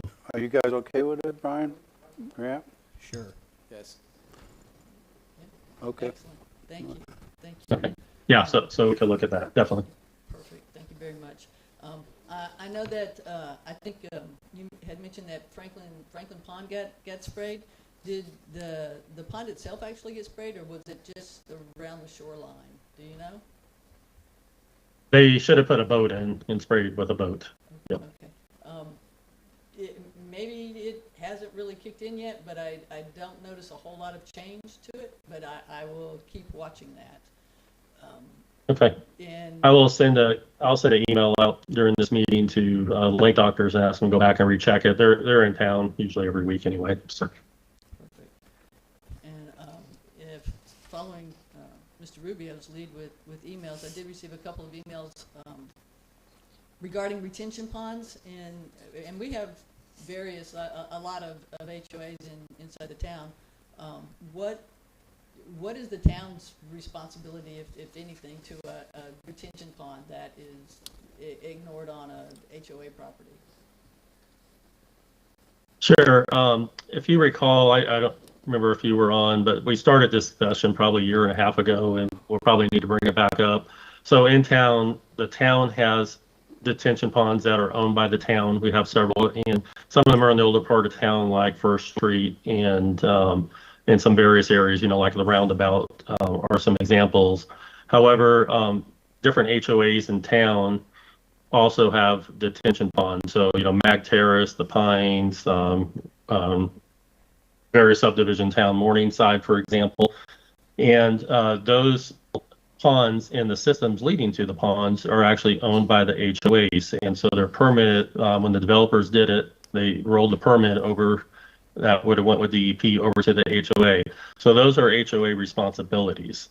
And that was a part of the discussion. I know some towns have started requiring some of the HOAs to have them checked maybe every 5 years by an engineer to make sure everything's structurally good. The risk is if there's a failure to a storm pipe or to the pond, it generally is 6 figures and up. We just had a small 18-inch pipe collapse, and that was $67,000, and one before that, because of the depth of it, was $140,000. And some of these pipes inside the HOAs, they're large pipes. They could be 36, 40-inch pipes. It could be a $500,000 bill for the HOA. And I don't think most of the HOAs are preparing to handle that. So it is, I think, a good discussion that we as a town and as council and as HOAs probably need to start a discussion to make sure there's some type of maintenance or at least some forethought on how we handle that. Or if an HOA can't handle that, how would the council like to handle that in the future? There are some options for the council. So definitely a longer discussion than what we can have tonight, but if council would like, we can put that on a future discussion item for you to delve into. I know when we started, Anita did a little bit of research on that. I can pull that back up and we can start going through that again. Well, given the fact that we have several HOAs and yeah, we're getting wetter than drier, so that might not be a bad idea to go back and re-examine it. If the rest Yeah, and an example is, just real quick, an example is Morningside. My understanding, their HOA is semi-dissolved, and they have the responsibility for the pond in the center island for the maintenance of that. And so that's already a pending potential issue that could be coming up for the town. So it definitely is a discussion we need to have. I wouldn't mind revisiting that. I did get the opportunity to go out and look at some of the new dirt that's getting pushed around on Osgood. I don't recall what the elevation was, but it does look like it's getting higher. I don't. Do you recall what the elevation was on the plans? Any chance? I don't. All right. Is there somebody that we have that goes out and kind of follows up to make sure that, yeah, the elevation is correct, the grading is correct, the slope, all of that's keeping tabs on them as they move along? Yeah, they'll start sending us as-built as different sections get done. We'll start seeing some as-built. Well, I know that on the project. Some of the residents along the way are a little upset because I believe the gentleman's name is Mark, who's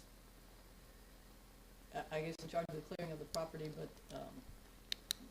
he told them that yes, that he would keep the 30-year-old pine tree that Lance planted, and no, he didn't keep it. And he said yes, we're going to keep the pine trees, and now he says no, he's not. There's nothing I know that we can do legally. Approved is what's approved, but if there's a way that we could just kind of keep a little closer eye on that, I think that might be a good idea. Yeah, the trees in question, I did get several emails and complaints, and I know a couple of council members got that too. They were clearly way on the land of the development. I mean, 20 feet away from the fence line or something in that neighborhood. And unfortunately, a lot of the grades and to meet the stormwater guidelines and what you have to do for stormwater and get the flows for sewers, unfortunately, land often, and usually because it's DEP regulations, has to get moved around pretty significantly to make all those flows work. All right, so they're still pushing dirt around though, yes? Yeah, they're into utilities and grading at this point. Yep. The only other thing is, have been talking with a few residents in regards to the playground equipment. The funds that we have currently secured for that, those are secure. Despite whatever may happen in November with the tax amendment, those funds are secure. Yeah, I mean, ultimately, council will have final approval when and how to spend those, but we're doing a budget meeting on the 18th, and I have that a little more lined out in the budget on the 18th. And so we do have the $250,000 grant appropriation that we just got awarded from the state. We have fees from our code enforcement over the years that the council has allocated toward that, and then we have impact fees going to it. So I don't remember exact budget number. I believe we're just shy of $700,000 we have available to spend on that. And I'm currently getting our architect that did the library to give a proposal on kind of laying that out a little bit for us, because we'll have to have documents out. We have that grant. It's going to require the full formal bid.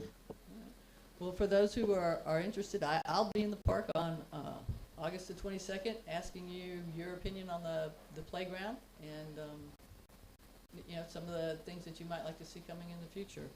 So. And the only thing I just asked council is there a consensus to have a workshop in the future to talk about the stormwater? I just want to make sure it's something all the council wants to do. I do. Yeah, I'd have to say I am too. We got a lot of questions about it. Yes. Sure. Brian? Sure. Okay, so everybody would like to do Okay. that. Okay, we'll add that to a future workshop for you. Yeah. And that's it for me. Thank you. You're welcome. Grant? Yeah, I was just wondering if there was any update on Truscott Park. Yes and no. So we're not getting much anywhere with FEMA. FEMA has been very, at the federal level, resistant to putting any money into docks and rehab, and we were going to get a small amount from them. I don't know what the final number is, but around 15,000 on that. The second piece of that, we had that originally, phase 2, that actually would fix all of Truscott Park, and that Chaffee grant that we had to return just because it didn't meet the federal guidelines. But one of the projects that will be under the SRF grant that we're applying for, and with the resolution tonight, that would be one of the projects in there to finish that up, which would be the detention and the fixing up the whole ground there and getting that all back in together. That was it. All right. And Jim? Paul, the only thing I had was, is the boat ramp soon to be done? Yeah, so what we're currently waiting on the boat ramp is the county should be done, I think, in the next 60 days formally with everything out of there. They're still doing a little bit of cleanup and moving around, and that'll be done. We currently have a grant. I'm sorry, I don't have the amount in front of me. I want to say it was maybe $400,000 or so in that ballpark with Fish and Wildlife for boat dock, and we have an application in for that. We'll probably hear, I want to say maybe late August or September on that one. And then we also have a grant application in with Lake County Water Authority to get additional funds. And once the county finishes up with the boat, we get a $100,000 payment for kind of the for repairs related to the work they did out there. So we're just waiting to pull all those pieces together. We should have some information hopefully within the next couple of months, and depending what or if any grants we get, we could depend if it's going to be a patch job or a rebuild or rebuild with a dock. All right, thank you. All right, well, thank you very much. I'm sorry. Go ahead. I got one more item, and this is for you, Counselor. I guess a judge has decided that some of the verbiage in the tax amendment needs to be rewritten. Can you provide us any additional information on that? I can at your special meeting next week. I haven't looked at that. We'll But I'll talk bring about it something next back week. at the next meeting. Thank you. All right, that's it. I'm done. All righty, good question. All righty, for me, I have just one thing. Looking at everybody that's wanting to run for council and looking at the problems that we've had in the last year. I wanted to see how the council felt if we have Anita research and see about running background checks on anybody that wants to be on council, so we don't have the hiccups that we've had recently and this year, and everything goes smooth. What do you guys think about that? I'm all for it.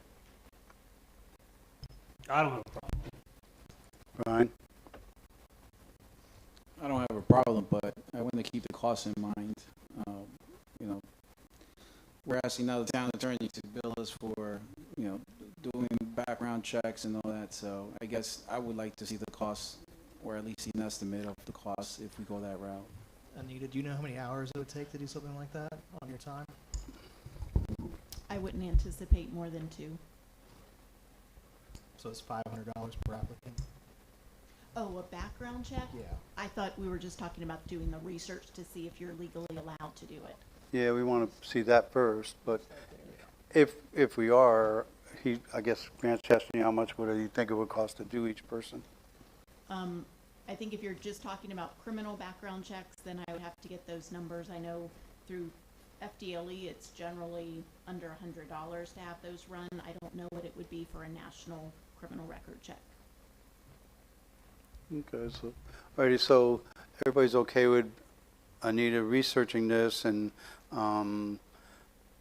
there might be a good chance that we'll do background checks on anybody that applies to be on council, so we don't run into the same problem again that we did this past year. That's all I got. Or the optional, the next option to that is for us to decide on the qualifications and actually put that when someone runs for council, the specific qualification. Have you been convicted of whatever? We could just make that, and I think that would be easier, more streamlined. Yep, that'd probably be something to put I on agree, there. just put Yep. the question on the application. Yep. And I think it will solve the issue. Obviously if they hit yes and it's found out later, then that's on them. Yep. Agreed. Or no. All right, just trying to smooth things out so it's not so chaotic next time. All right, we'll move on. Let's go. Beginning balance was $4,333,775.06. Ending balance for the last month was $5,823,738.59. I'm going to go to the consent agenda. If everybody's all right with the minutes for June 9th and June 22nd council meetings, I need a motion to approve the consent agenda. I make a motion that we approve the consent agenda as presented. Need a second? Second. All in favor, say aye. Aye. Aye. Against, say nay. Ayes have it. We'll move on to town manager discussion on town manager search schedule discussion. Who's going to do that discussion, Paul? Oh, Anita's going to do it, right? Anita will. Yep.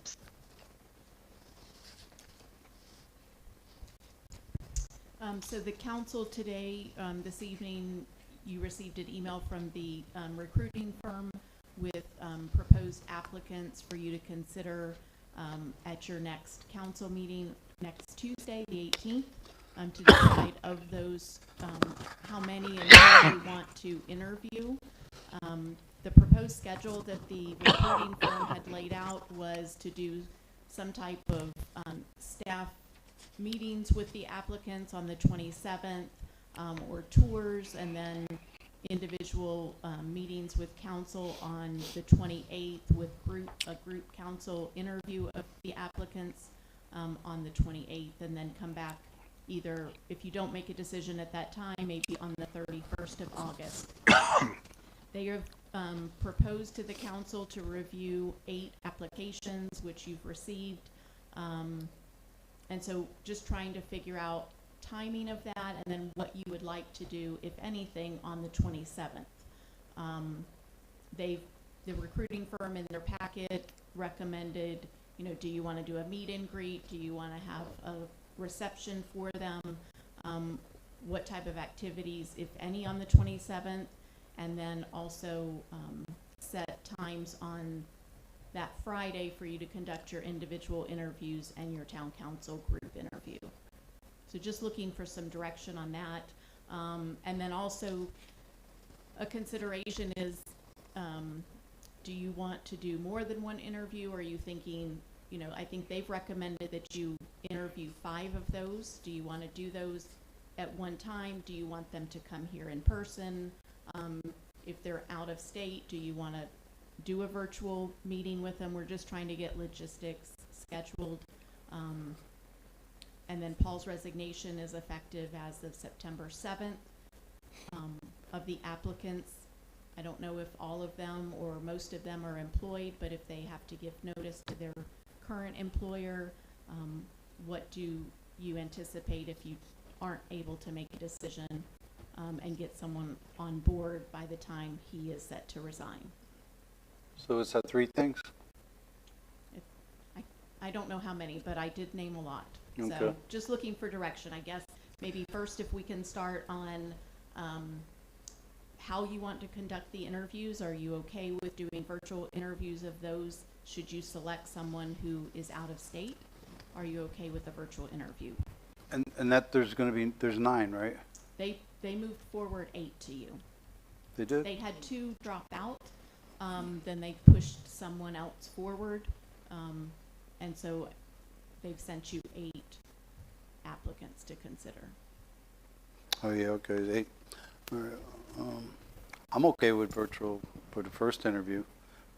How about you guys? Brian, you okay with the virtual? Sure. Okay, so will we just do a virtual on all 8 and then say, hey, we got these 3, we want for them to fly in or wherever they come from and sit in front of us? But if they're local and you choose to interview them, are you okay with them coming in person rather than virtual, or do you want them all to be virtual? good question. I think letting them all be virtual makes it fair for each of them. What do you think? I could be way off on it. I'm just throwing it out there. I mean, at some point, the candidates that we decide to move forward are going to come in, if they're from out of state or out of town, they're coming to Montverde, yes? I mean, not all of these interviews will be done virtually. The second interview wouldn't, that's what we're saying. I think First one is first virtual, yeah. So we got 8 people, and let's say we pick 5. Those 5 will come in as a face-to-face. On the second round. Yep. Is you comfortable with that? You guys comfortable with that? Brian? I would rather do all of them in person. If they're out of state and there's a situation where they can't fly in, then sure, we could do the virtual. So, in other words, the opposite of what you guys want. Okay, so you guys, all right, the first interview doing virtual? I'm fine with the first one being virtual. I mean, there's no sense of somebody traveling all the way down here if they're not going to meet the criteria or we don't let them. Okay, and Grant? Yeah, I think it keeps it fair. I agree with that. I'll go with virtual for the first one, but definitely, Okay. you know, want some face-to-face after that. So if we do all 8, when would we do that? You said the 27th? So currently, next Tuesday, you're scheduled to select of the 8. And if it's all 8, then it's all 8. But you're to select who you would like to interview. And then the interview schedule was set for the 28th, with the 27th being open for them to meet staff or staff to take them on tours, or you to do some type of meet and greet with them in the evening, a reception or something like that. That's up to you if you want to do that, and that's what we're trying to find out. Do you want to do anything on the 27th, or do you just want to have the interviews? And if you're talking about virtual interviews, the first round, and those are scheduled on the 28th, then really you wouldn't have anything to do on the 27th, because they're not going to be here in person. So if we did the 28th, all of them on virtual, and picked 4 that we want to interview for a second interview, at that point, we would make a date for them to come in. Tentatively, you have the 31st set aside to make a final decision, is what your recruiting firm had suggested. I don't know if you're going to be ready to do that on the 31st or not. No, probably not. Well, So I if you're wouldn't going to think do so. your virtual interviews on the 28th, do you want the individual interviews with you to be on the 28th as well, or are you only wanting to do individual interviews with your final few that you select? What do you guys think? I would think that we only do the second interview would be individual. The first would be virtual with all of them. So we're talking about virtual interviews on the 28th and in person on the 31st? I mean, or the 31st is the final decision? The 31st, they said, they suggested The 31st. one interview on the 28th with you all individually, do your group interview and either select on the 28th or come back to a meeting on the 31st for selection. I don't know if that's realistic for you or not. It sounds like you want to do interviews of more and then bring them back for a second interview after you've done your virtual. Bring back the ones we like. Right. To do a face-to-face. Yes. So we would do the 28th virtual, let's say we say all 8, and then we would set a date and make sure everybody can make it for face-to-face. And then when we how we make our final decision will be after that. Does that sound good, everybody? So, Mayor, Council, may I just throw one thing in? Yep. I just want the council, if you're not going to have a calendar in front of you, the 28th is a Friday. And just want to make sure you guys recognize that because you typically don't meet on Fridays. And if you do virtual interviews with all 8 of them, I would assume you probably will be somewhere between 45 minutes a person. That could put you here, then the break in between loading each one of them, that could put you here for 8 hours. So you might consider breaking that up into 2 days, and the days that you want to do, then you probably do need to give the ones you want to interview in person are probably going to need 2 weeks and not 3 days from when you decide to put them to make arrangements to come in. So just in your thought process, as you look at your calendar, you may want to divide it over 2 days if you're going to do 8 of them, because that'll be 4 hours each session you have. Yeah, that's a lot for me, 2 days in a row. Or 1 8-hour. Well, I was going to say you could do the virtual on the 28th and then also again on the 31st if you wanted to break them up. Those were the dates you had set aside. But that's it's up more to attractive. council. I mean, that's what we're trying to get direction from you so we can schedule. Well, Carol, Jimmy, Grant, you guys work every day. You guys want to Well, the throw 28th you? works very well for me, actually. Can you do it on 28th? Start at what time? Whatever council would like to set. You want to do the Friday in the afternoon? And then you could work in the morning? Yeah, I could do that for that. How about Grant? And that sounds good. Okay, so why don't we try that? Is that all right with you, Brian? Friday afternoon, 28th? Do half of them there?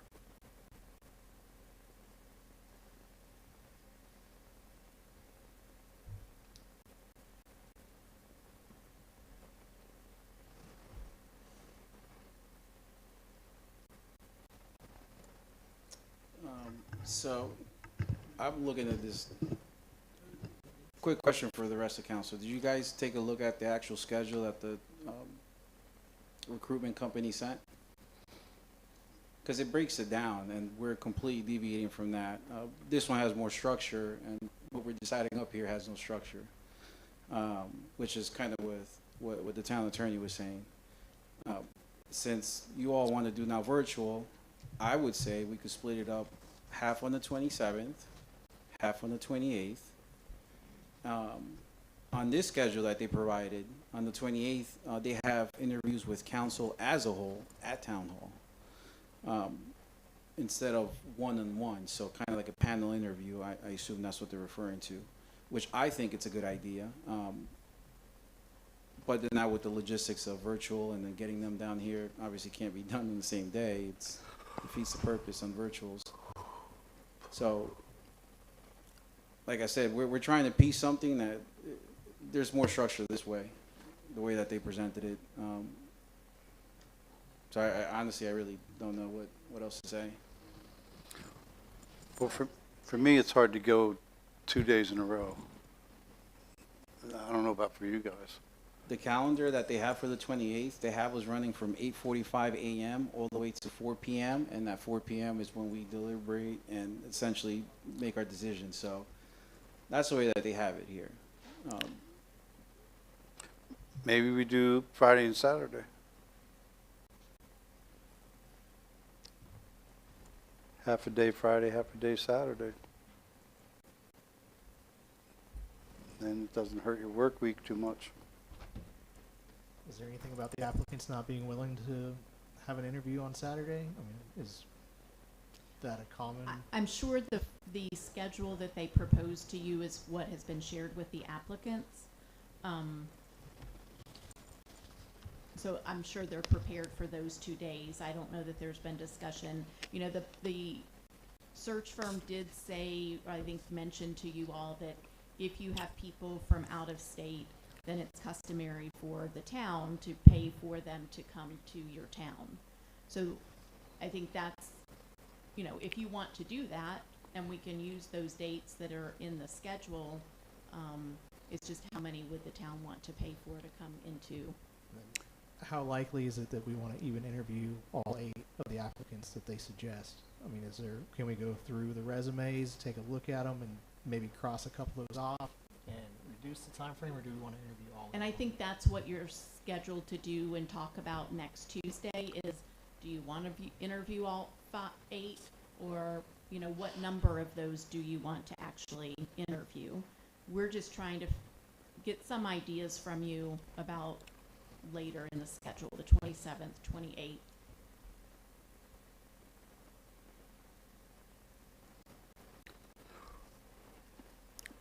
Can we review the information that they sent us today of the candidates, and, you know, maybe kind of like Grant suggested, that might weed some of them out, and then make these actual decisions on Tuesday?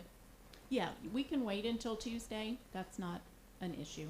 Well, give us the opportunity to thoroughly review the information, so if council's in agreement with that, I think that's a good plan forward.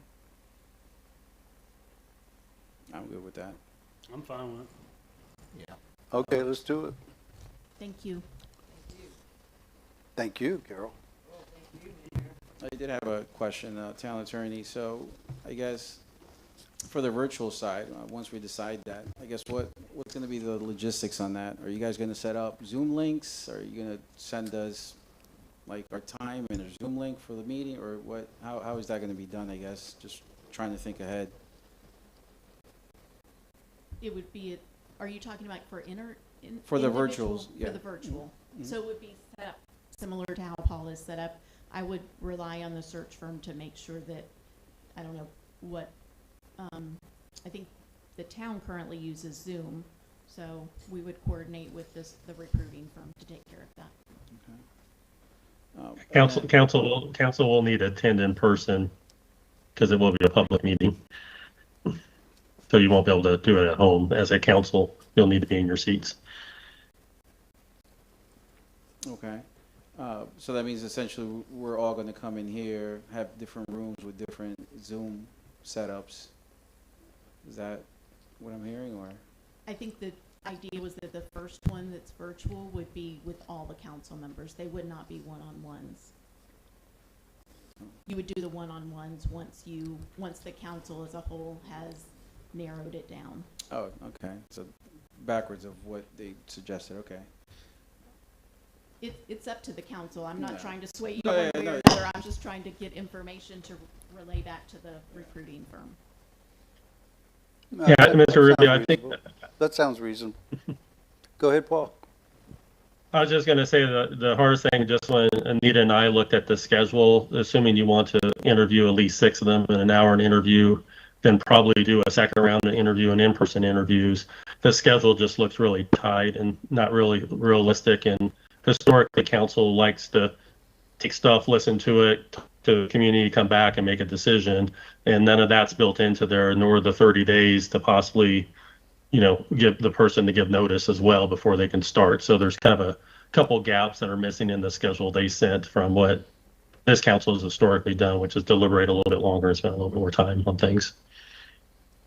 So I think that's why I need is just trying to verify is, if you're really going to interview 8 people, is it realistic, hour person to do that in one day? Do you need to make it 2 days? If you do 6, maybe so. Then bring the top 3 back for a second round of interviews, and those top 3 you may want to do one-on-ones with them as well. And so those will need to be arranged. Then you guys probably want to go back to the community, then come back and deliberate. It's generally in the past how I've seen or heard things done, and that was similar to what happened with me. I think I ended up 3 times back before you guys.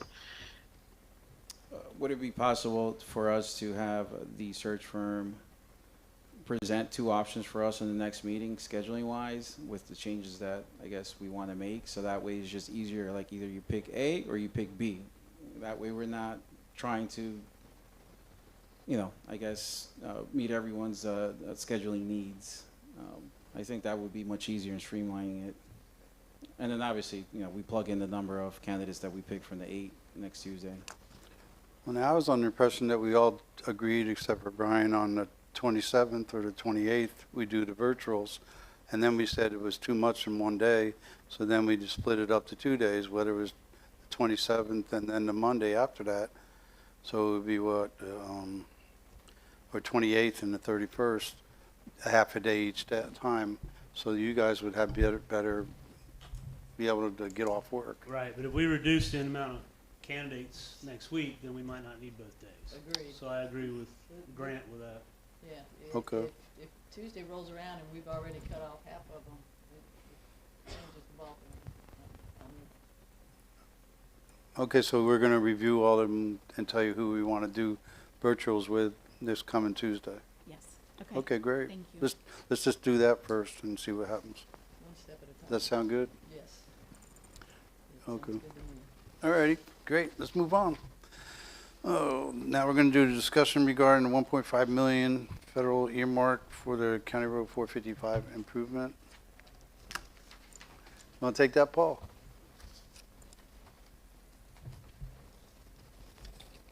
Just a quick update to keep council in the loop.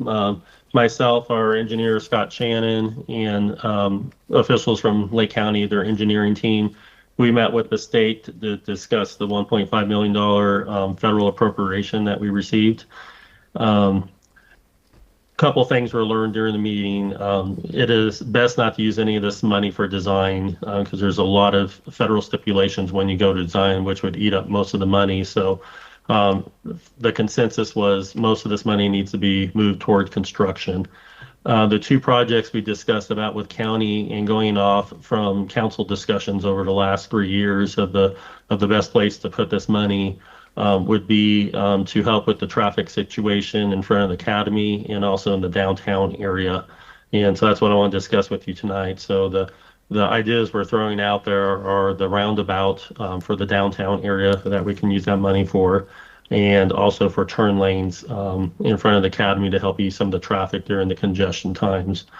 I want to make sure council's okay with that. We are still going to try to combine this. Again, you have that SRF facility plan, which we'll get into that a little bit later, but that was previously approved. We have to do some updates to it for this grant on the finance section is the only thing that changed. Possible we can roll some of that money in for this as well to complete those projects. So I just want to make sure council, there's a consensus on council to kind of what we've discussed in the past over the several years. Everybody still wants to move forward kind of with those projects for this set of funding. So roundabout, downtown, and turn lanes on 455. Not sure it'll fund both, but it might get really close. So you have those 3 projects that we need to decide which one to move forward on? I don't know if you need to decide that. I just want to know if that's a general consensus. We still gotta come up with some engineering funds for that. It may end up being impact fees and maybe having the county assist us with it. There could be a couple different ways we can do it. Maybe another grant. We're going to keep this toward construction. But where we're at is we have to write the grant agreement with the state to get those funds locked up and secured and make sure we got them in the grant agreement with the schedule. And this will likely go out. I think the schedule tentatively on this one will go out 2029. So we got some time to do that, but we have to identify the project. And so I was going to put all the turn lanes and the roundabout for downtown in the project, if everybody's okay with that. It has to be used on 455. That's what it was written for. It was for, I believe, not safety, but for road improvements along 455. Okay, I'm still confused. What are we trying to do here? Do you want to use this money to build a roundabout and put turn lanes in front of Montverde Academy? That's really the only question. Are you okay with that? The roundabout? And if not, or the islands, right? for downtown a roundabout for at the left-hand turn in downtown in front of the Gathener. Right, but also At that that's intersection. one of the projects, right? The roundabout and then Mount Verde Academy's turning lanes, or the islands that we talked about over the last 20 years on 455, slowing people down, where people have to go around. Yeah, we could do it for islands. A roundabout itself is going to be anywhere between 1.5 and 2 million to put a roundabout in, depending on land and utilities. Turn lanes will be a few $100,000. We're hoping to mix it up with a few other dollars that we're working on right now. What was the money that the county was thinking about helping us with for the islands over the past few years? I don't know if they still do that. There was we had some road safety money. Was that it? I don't remember. Yeah, did they talk about that at your meeting, Paul? That funding source? No, that's not available, at least at this for this project. Okay. So we're saying we can't do islands? Is that what you're saying? We could do anything on 455. If you guys want to do islands, we could focus on islands. I think it will be easier to put islands if you want to do that as another grant project, where getting funds for a roundabout is difficult and turn lanes. But I believe we have enough flexibility to possibly do some islands. Just to clarify. We can't do it all. Just to clarify, Yep. Paul, so this is essentially us not committing, it's just us essentially saying, yes, we want the options for those two things. Yeah, if you do turn lanes, you still will have a lot of money to spend.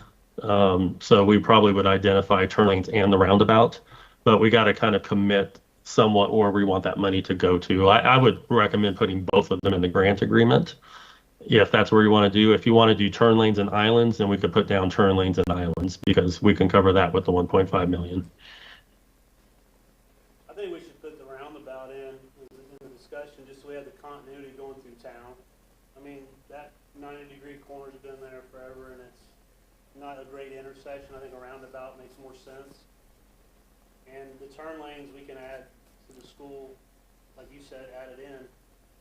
And that would help take some of the alleviate. I'm just thinking, so traffic moves more as a town with the way the turnpike is, and we are experiencing more traffic in town. If it can just help flow, especially during the hours when the school's letting in and out, that would be a lot of help for a lot of people.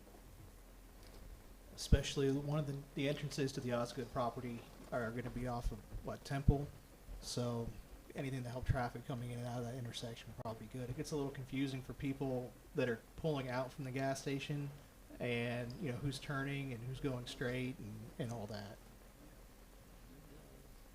I think it just make the town look more attractive as well. I mean, right now the downtown could use a little help, and a roundabout with some fresh landscape that would come in would make a lot of sense. I think the businesses could even benefit from it. Well, and one of the funding sources, we've had some conversations with Lake County. They haven't committed to it, but with the management about possibly using impact fees toward those turn lanes.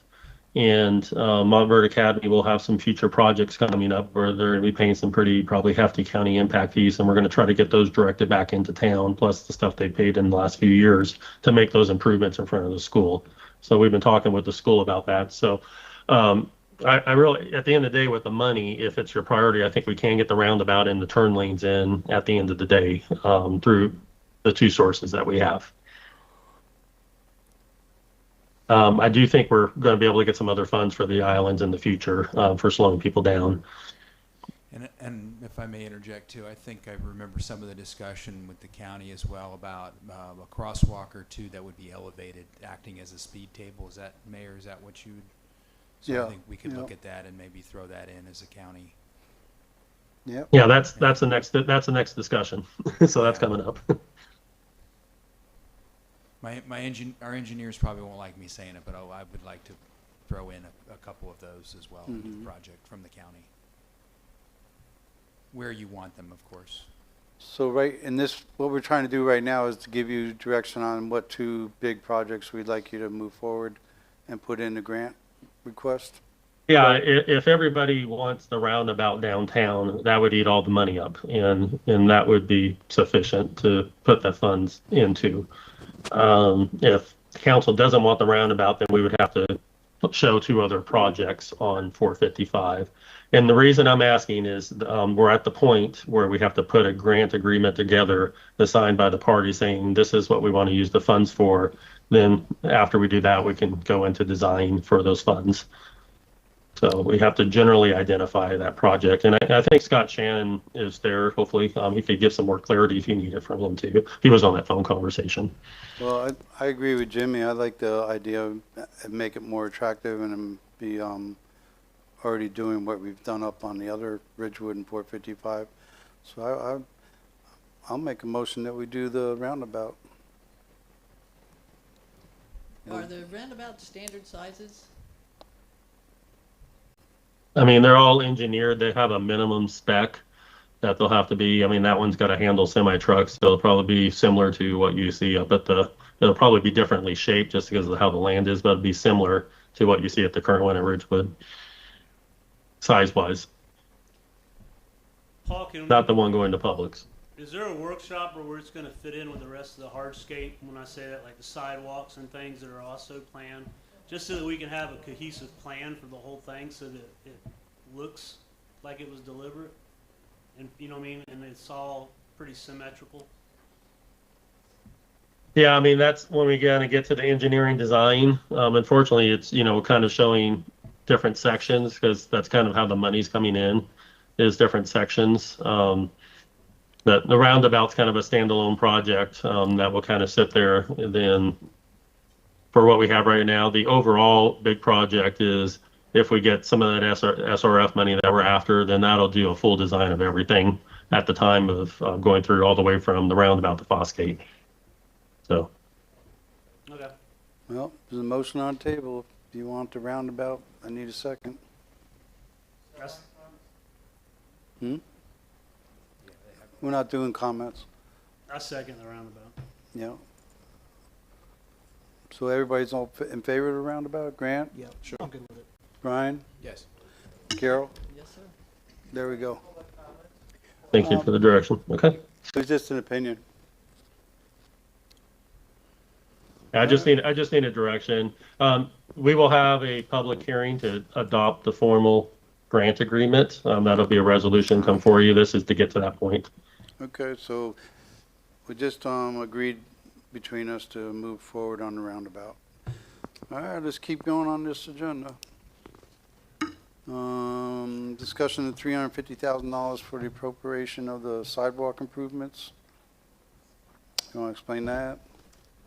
Yeah, so this is the local state appropriation that we got a year and a half ago. They're in the process of putting the grant agreement together. This one was spelled out in the grant what the funds were for. So I just want to remind council this is coming forward too. We've got all the work spec to them, and so they're going to be in the process of putting that a grant agreement. Again, Scott and I met with the state and had a lengthy conversation to get all the deliverables that we need to put in there. So this will fund 3 crosswalk improvements. The 2 in front of the school that are there right now where the kids crossed, improve it. It's a safety grant is what we got it for. So basically that'll improve the visibility and install new flashing lights when the kids go across there. And also on Porter Avenue where it crosses 7th Street right there. So it'll be 3 improvements plus some sidewalks will go in to improve the safety around those crosswalks as well.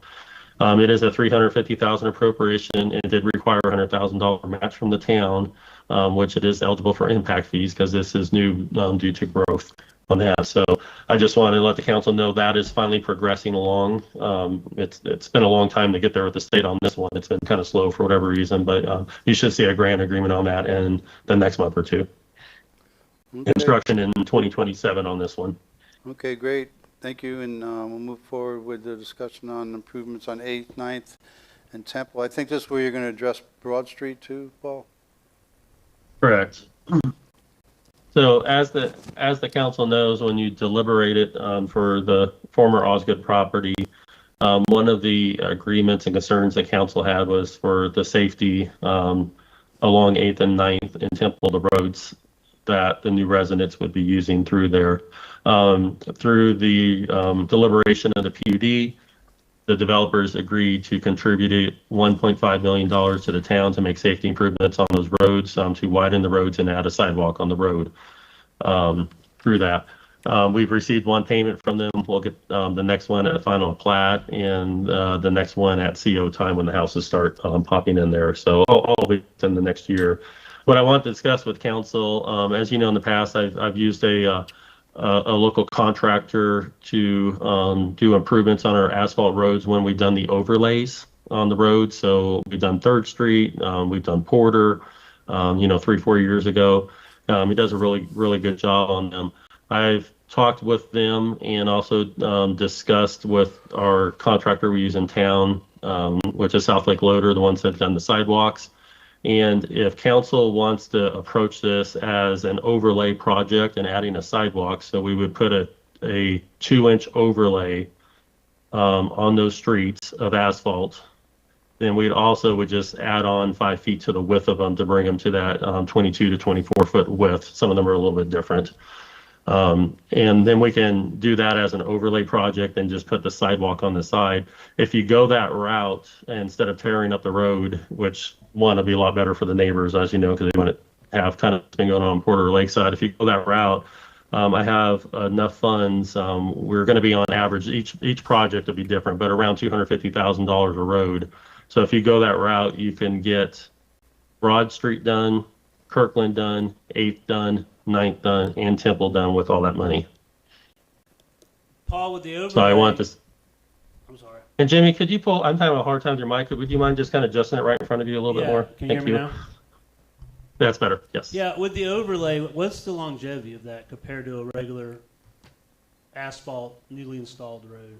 Because if Temple's going to take the most traffic coming out of that neighborhood, is it really better to do that? I mean, or is that road better, at least that one, to be totally redone since most of traffic and weight? Because you figure you're going to have a lot of. Yeah, I think you're getting most of the traffic down 8th Street, honestly, maybe 9th. They're planning their main entrance off of 9th. Just how the subdivision's laid out, Temple probably will not be the busiest road, just FYI. The roads have been there for 30 years. You can see they've probably been there longer than that. The condition of they're in. When we've relayed Porter Street, for instance, and 3rd Street, they're holding up very well. Some of those are going on 5 years now because we're doing a full 2-inch overlay, and they go through and patch any bad issues before they go over the top of it. If you don't do the overlay and go for a rebuild, just based off of what we've seen, because you get to a limit once you're over 300,000, then it has to go to the whole public bid process and not use, just for each of those projects. The example would be Lakeside. The cheapest bid was $750,000, and the top one was like 1.2 or 1.4, and there we only had 2 bids come in, just because of the size of the project.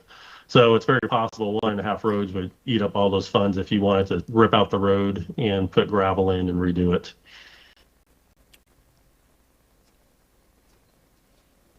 And I don't think that was ever the intent we were looking at. It was more adding on the shoulder and improving the roads that were there versus a complete tear out. Because most of them got a pretty good hard surface under them. They just need the places like on Broad that are breaking up, they need to be patched first and gone over and stiffened up. And then with the full 2-inch overlay, as long as you got a hard bottom on it, it'll hold. and the sides on the edge, they would actually rip the dirt out and put, I think, 8 or 9 inches of gravel, whatever that spec is. That's on a typical city road. That's on the Mount Dora standard. So we'll actually be fixing the side of the road where we add the 5 feet onto a thing to gravel it up and bring it up to the spec for the additional add-on. Okay, I was just looking at the life expectancy of it, so we didn't have 3 roads that had potholes in 8 years instead of one that we might be able to find a grant Yeah. for and finish that last one later down the road. Yeah, I mean, if you get a soft spot under asphalt, then yeah, you're going to have an issue. But if it's compacted good and everything is solid, then you should hold up for many years. I mean, our roads have really done pretty good in time. Even Lakeside, when that was a mess under there, there was no gravel under that road; it was all clay. We pulled that one up. All right, thank you. So I just kind of want to get direction. As you know, there's a resolution later where we added our concrete vendor and South Lake Loader to the increase in the budget amounts for expenditures that you'll see later. But want to see if that's somehow you want it to proceed on that or not, so we can kind of put it in the planning for the budget next year.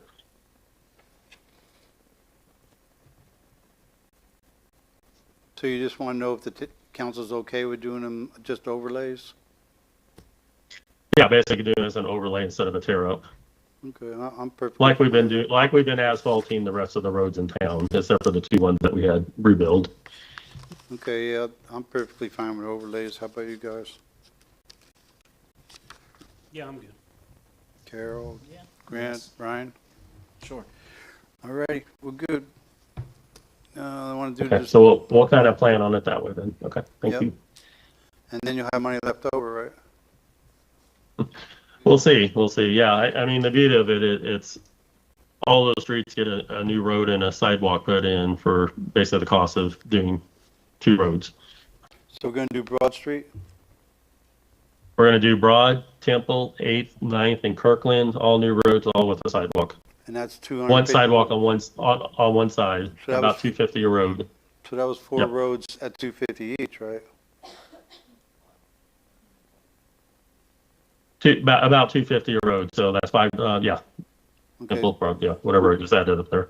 So we still got 500,000 laying around. 1, 2, 3, 4. That's 5 roads, 250 a road. 8th, 9th, Yeah, 8, Temple, and Temple, Broad, and Kirkland. In Kirkland. Oh, you want to do Kirkland? That doesn't go to the Yep. development though, right? No, that doesn't. Okay. But they have access off of it. There's All right. crossroads off of it, and it really needs it pretty bad up there too. Okay, so we have 250 left over. Yes. Okay. All righty, let's move on to, oh, this is a good one. Discussion on the adoption of the core policy. You want to explain that, Benita? Yes, so I put a memo together outlining what council has the authority if you want to adopt some policy relating to public decorum and your public comment section. The statute already talks about public comment. You do have language in your charter about who presides over the meetings and in your code and maintaining order for your meetings. I've outlined a proposed policy that you could adopt. You could give me direction to make changes. It lays out a purpose for why reasonable decorum at your meetings is necessary. It provides examples of disruptive conduct and improper decorum that you would be able to address. Recommendations for how to deal with someone who is not adhering to, is being disruptive to your meetings. And then considerations for council as you make those determinations. The other outlines what you're allowed under the statute to adopt relating to public comments, and some of the things that you'll see in the statute and in other cities is that they actually adopt in their code how much time a person has to speak during public comment. And designate a specific time in your agenda. We have a location on your agenda that you've always had public comment. We could adopt that location in the actual ordinance if you wanted to. You could outline procedures if you have a group that is wanting to speak on a particular topic, you know, if they're an organized group, them appointing someone in particular to speak, or you could let them all speak. I mean, these are things you can regulate and adopt policies for. Some jurisdictions require speakers to fill out public cards so that you know what topic they're speaking on before they get to the podium. Others don't. You've never have done that. That's something you, if you want to do, we could write that in the code. If you don't want to and you want to handle it like you currently do, then obviously that's fine as well. So these were just considerations for council to see if you would like to move forward with adopting any policies. All righty. What do you guys feel about that? Adopting policies so everybody in the room understands what the policies are and follows the rules. Well, I do think that we need some kind of policy guideline. My own personal opinion, everybody is welcome in this chamber, but not all behavior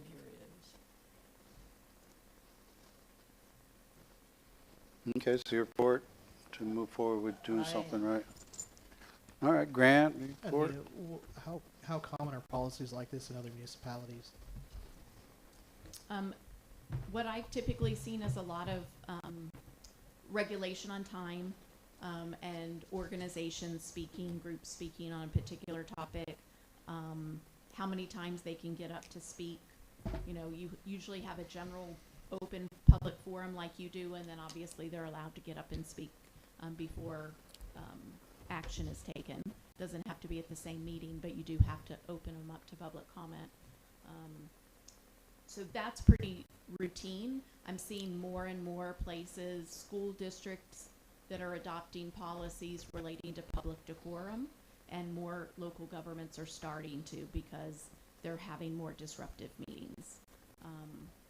And so policies that outline, you know, what's improper or disruptive conduct, because that's the thing. You really, you can't regulate speech. People can get up and say whatever they want to say about us, and, you know, that's their free speech to do so. If they're talking on an agenda item, you can hold them to only speak to the agenda item. But we do want to limit liability for the town, and so adopting what are the rules of decorum, how are we going to address that if it becomes a problem, I think is beneficial to the town to help limit liability.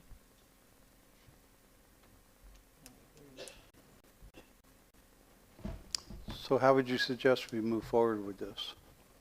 I mean, if you have comments or suggestions on language, or if you want me to just bring you back some additional policy relating to your timing and when they speak and those sorts of things, I'm happy to do that.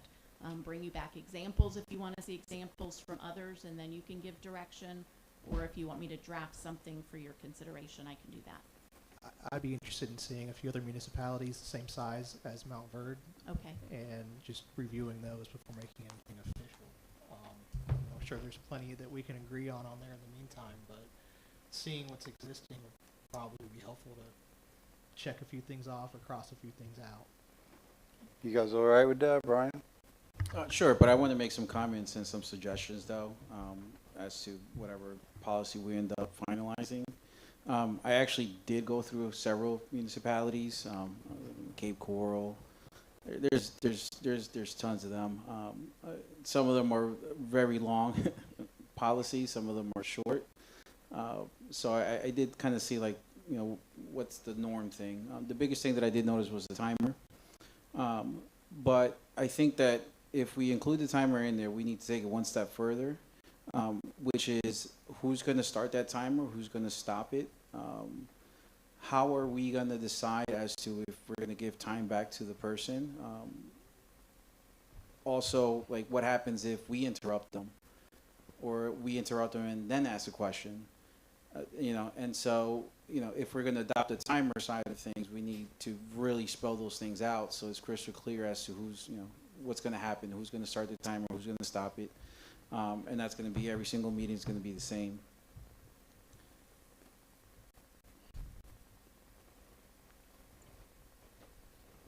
Anything else? Oh, no, I have plenty. Oh, good. Now, interferes with the meeting, you know, there's some language here that I think is subjective. I believe interferes with meetings. Interferes is open-ended. There's a lot of things that could interfere. Someone sneezing or the residents clapping all together. Everyone's definition is going to be different than that. So either, I think, change the language or just spell out what the definition is of interferes. The three strike kind of rule. You know, you got the warning, stay on the agenda topic, and then after that, the third part is a removal, which is what's suggested in this, and I think that's great. We should definitely keep that.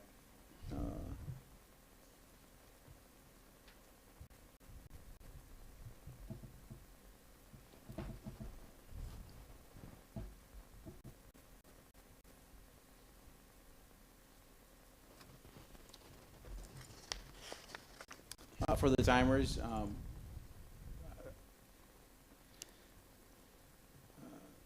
I think we have it covered in this one. I think it was great that they're on all the monitors. So the only thing that I would say on that one is just the online video, when it plays, to show the timer on there too somehow.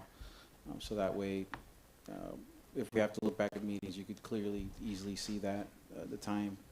I do believe a clock has been purchased, it just hasn't maybe been installed just yet, so I don't know if it'll be here by, well, Tuesday's meeting won't really matter because I don't think we have a lot of public discussion, but by next month's meeting, we should have that clock installed.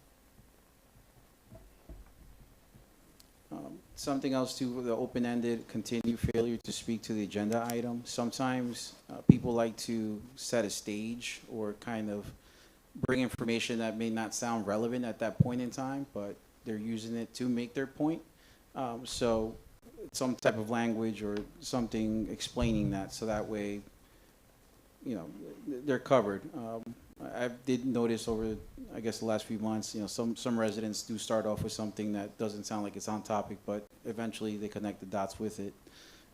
So just for us not to quickly say, well, you're off topic, you know, here's your warning. That's one of the things.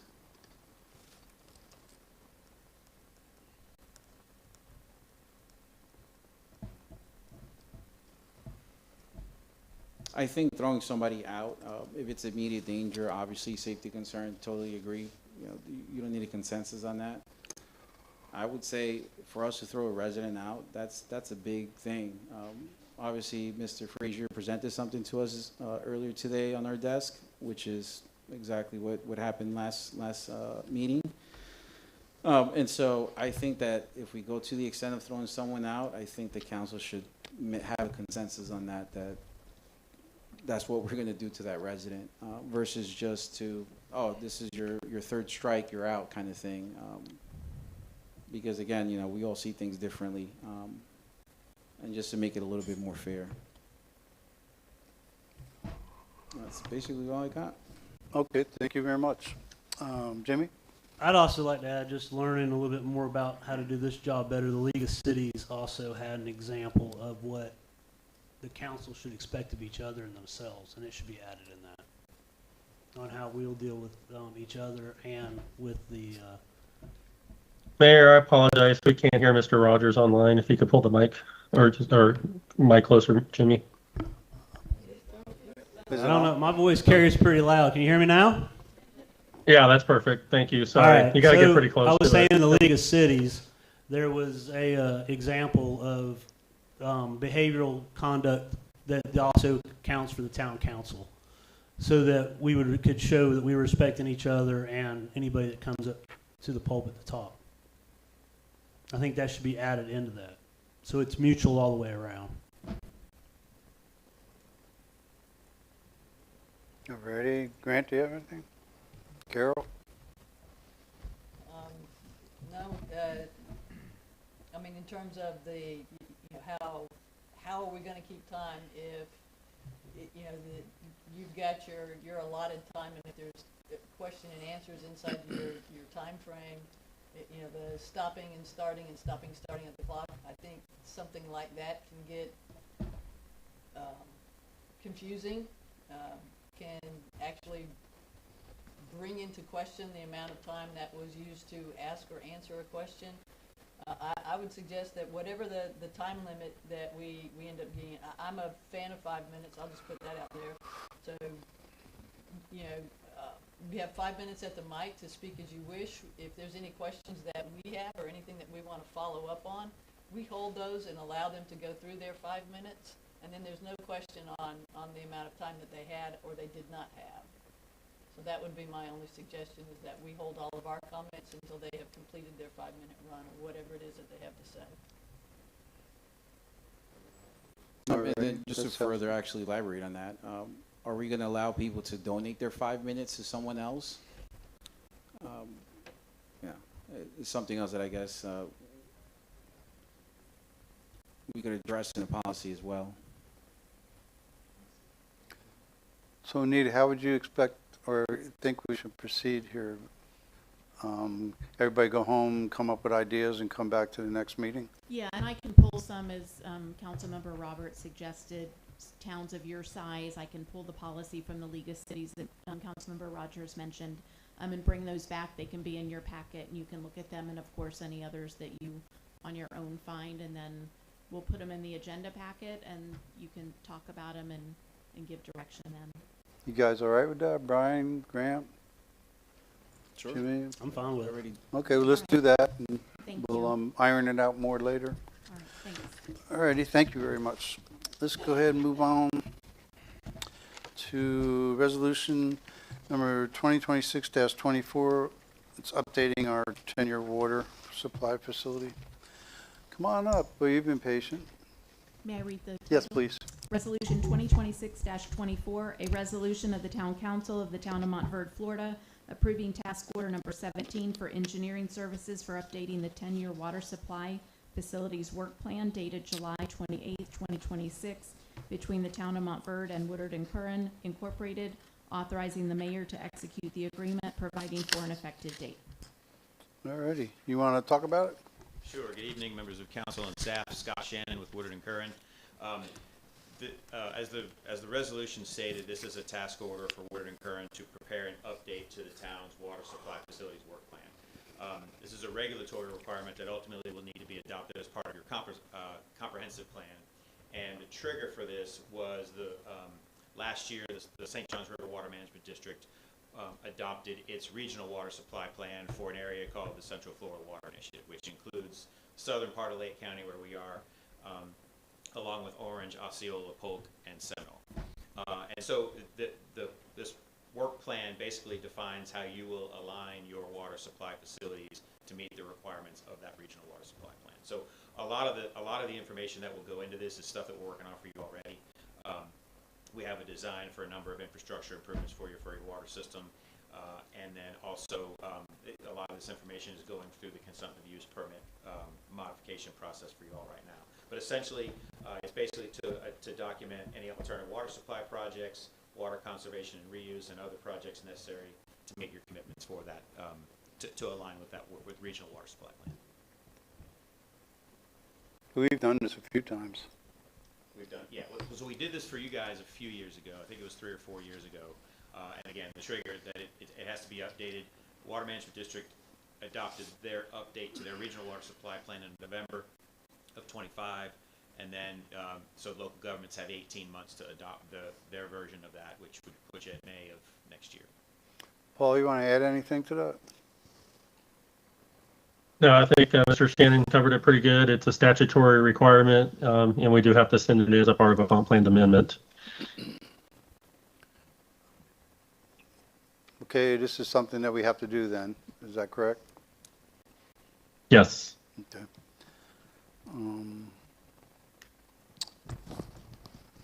I'll open it up to the public. Anybody want to talk about it? Okay, I'll bring it back to council. Anybody on council? I'll go. Before, I guess, the task order is executed, signed off, I think there's just 2 corrections that need to be made. In Section 2, the Florida statute cited on there is incorrect. The last number is supposed to be a 4, not a 3. On Section 4 schedule, it says, right in the middle, Estimated start time, November 16, 2026. Estimated finish is January 15, 2026. So I assume they meant 2027 on that. I did have a question as for the 10 years. Does the drafting period count in those 10 years, or is it once it's approved that where the 10 years starts? So the 10 years is basically the requirement that you look ahead for 10 years. So what are the things you're going to need to or plan to have to do over the next 10 years to meet the requirements of the regional water supply plan? It's not necessarily that you won't have to do it again earlier than that. Every time the water management district updates that regional water supply plan, that trigger starts over again. It may be 10 years, it may be 5. I can't remember what their interval is, but they've deviated from that somewhat. I think originally it's supposed to be 10. I can't remember if the more recent one was earlier than 10. But it's the 10 years is basically just a look ahead that far from at what point you adopt it. Okay. And that's triggered once you do a modification of some sort. It triggers the 10 years. Once they do a modification, yeah, then you're required to update that. For Section 5, it says that obviously the town's going to provide utility records. Like, what does that entail? What specific utility records? I mean, in this case, it's mostly things that we have. One of the things that's required is there's a projection of water usage, of consumptive use. So because we're doing your consumptive use permit already, we have most of that information. If anything, it might just be updated records associated with that. But we're still in the middle of the consumptive use permit process right now too. So we have everything that's updated so far. So more like you're looking at the usage essentially. For that part specifically, like if we were doing this in a vacuum, not having done anything else, then we'd need information on your capital plan. But we're developing that for some of the funding you guys have in place, so we know that. And then what other commitments that you're making for alternative water supplies, kind of all being done as part of the consumptive use permit process, also. Yeah, Mr. Rubio, I'd say the beauty of this is that almost everything they're going to ask for has been supplied in that CUP. St. John's just did ask for updated files on almost everything when it went over to the new manager within the last 4 months. So we're encouraged to have it all itemized in spreadsheets and ready to go for almost, I would say, 85 to 90% of this. So there shouldn't not be too much staff time involved. So it's highly likely that it could be done in one round versus having to do it 2-3 more times. So the only difficulty with that is, and the reason we put those caveats in there, this goes to the water management district for approval. It's not the same people that review your consumptive use permit, so they may come back with a different set of questions, and because we don't know what they're going to ask based on what we provide, we may need some more information from you guys to respond to them. So it's just. But that first round is included. It is. Okay. Yeah. And but I guess, like, is it 50-50 to get a second round after that, or is it's just really a toss up? Like, I think we only did one round the first time, but it's hard for me to tell. I don't know how those things go. I don't have a large sample size, I guess. Okay. That's all I got. Thank you. Sure. All right, anybody else?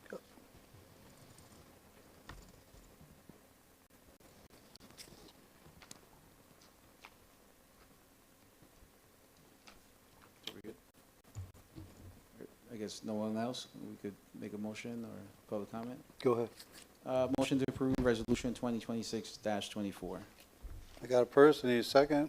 I'm sorry, with the corrected items that I pointed out in the task order. Okay, I need a second.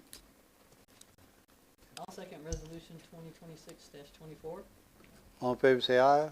Aye. Against, say nay. Ayes have it. So Thank you. We'll get that updated with the requested corrections tomorrow. Yep, great, great job, thank you. If you would please, resolution 2026-28.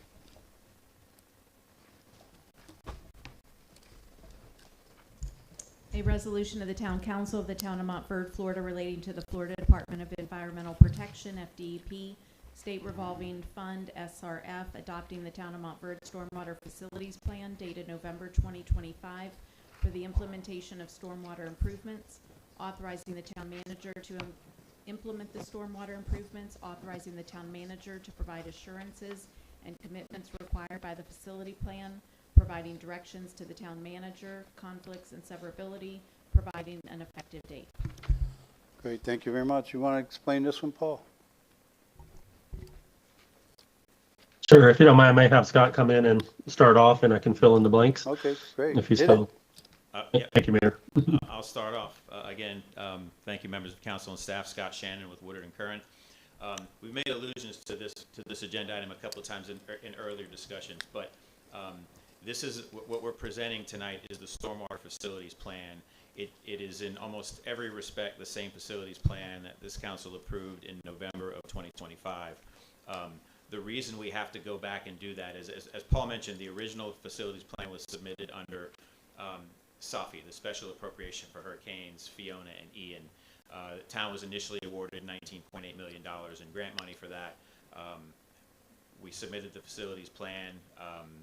The DEP, with coordination from EPA, determined that it was not eligible under their rules to be further funded for design or construction. So we are applying for the same set of projects to state revolving fund as a backup funding source.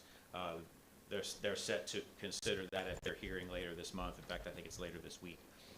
One of the things that they required is that we update the capital finance plan portion of the facilities plan, and the reason is that SAFI program was 100% grant, so it was easy to say there would be no, ultimately no impact to the ratepayers. Because the SRF program includes both grant and loan components, and we won't know how much of either until the hearing later this week. We have to present that in a way that suggests what the impact would be if, in fact, it's all loan. So I'll go through very briefly, and I can go in as much detail as you want, but I'm going to review what the facilities plan does. In fact, the agenda here kind of explains what we have to go through. This is basically a listing of the projects and the need that they're trying to address, an evaluation of project alternatives, capital and operations costs of the proposed projects, and again, as I mentioned, the long-term financial impacts and an estimated schedule. And at that point, you all will take public comments, have discussion, and then consider the resolution to adopt. So as a reminder, and again, until I get to the financial piece, this is all the same facilities plan that we presented in November. What I'll remind you of is that it's only a conceptual plan at this point. There's nothing in it that can't be adjusted through the design process and ultimately through construction as well. But right now, this is the purpose of this document is to secure funding for you all to move to the next step on one or more of these projects. So there's 10 different project locations. You see those there on the map. I'll show a little bit more zoomed in on each of those 10 here as we go through. But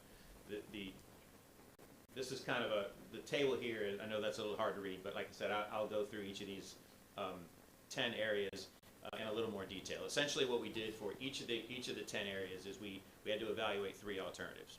One alternative is the easy one. It's what happens if you do nothing.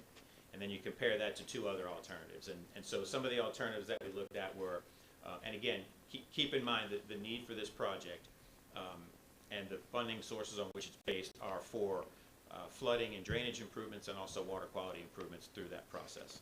So we looked at 2 alternatives to do something with each of those 10 areas. I'll go through what each of those were. But here, so just quickly, the 10 areas. This is the area of Hickory Avenue, 8th Street, and Neal Drive. There we looked at alternatives that were either swales for stormwater treatment or curb inlets with tree box. The next area is this area of Scott Lane, which also looked at those 2 alternatives, curb inlets with tree boxes and then treatment swales.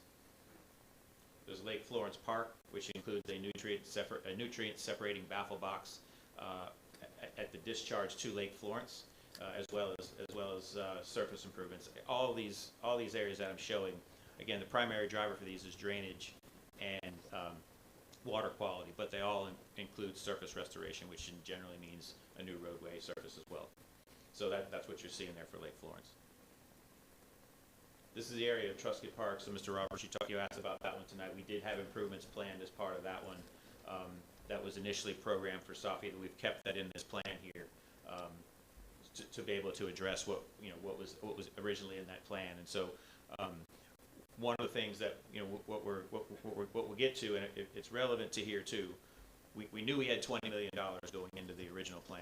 We don't know how much we're going to get coming out of this one, and so we expect that there'll be some decisions that the council will have to make about which projects to ultimately move forward with. But obviously, we want to wait and have those decisions, help you make informed decisions by how much grant money you might have at your disposal. So this is 7th Street, which basically covers improvements from the traffic circle at Ridgewood all the way up to Porter.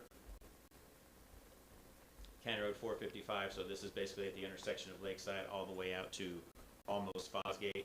In all these cases, we're looking at different roadway alignments as well as drainage swales and combinations of drainage swales and then curb inlets to convey that to the drainage areas. This one's Montverde Academy, which would be taking out the smaller retention area across from where it intersects with was that Highland there, and then creating a larger detention in the back that would be able to cover some of the drainage coming from across the road. Improvements here for Kirkland, 9th, and 8th Street. I know you guys were talking about that before. We have stormwater improvements programmed under the plan here too, which again is the option between treatment swales or curb inlets with tree boxes, and some of those tree boxes are basically just to help with water quality before it's ultimately discharged. Last two Highland Avenue. So this is from 7th going up to Lake, and then Lake Avenue from Highland to Ridgewood. So we basically evaluated a suite of alternatives. I'm going to go back and show those here. I was talking a little bit about those, but basically that column alternative 2, we evaluated these individually, and so each individual project was based on water quality, impact, and cost. And so we set the suite of alternatives so that what you see in the column there for alternative 2 was the selected alternative for each of those areas. For the most part, as I kind of mentioned, that there's a combination here of treatment features like the baffle box at Lake Florence, underground storage chambers at Truscott Park, and then drainage swales combined or retention basins combined in some cases with curb inlets and tree boxes, and again surface restoration in all of those places as well.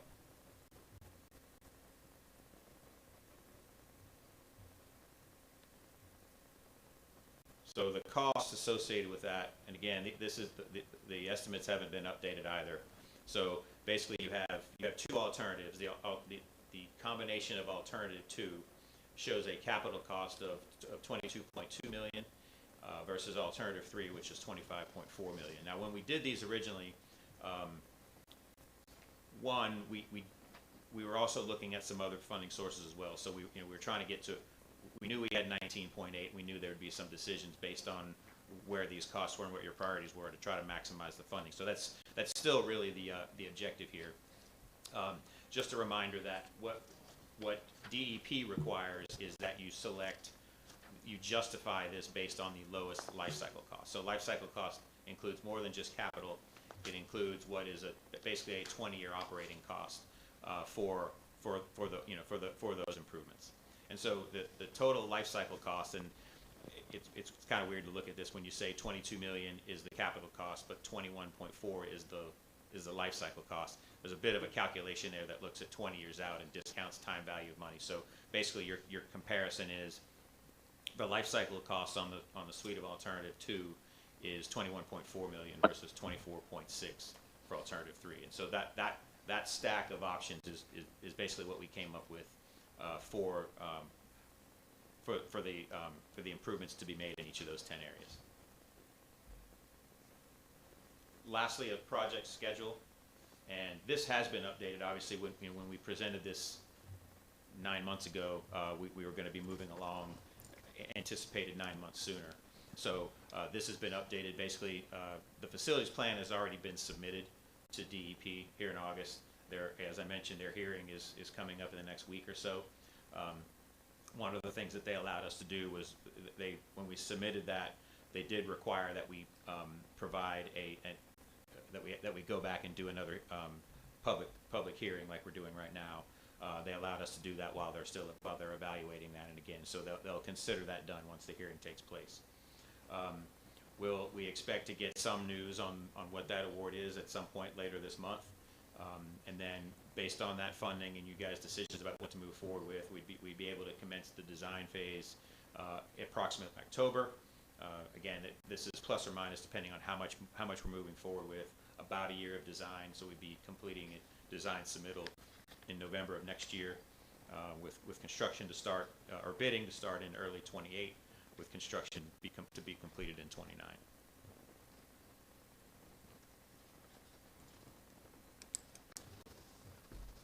So that's it.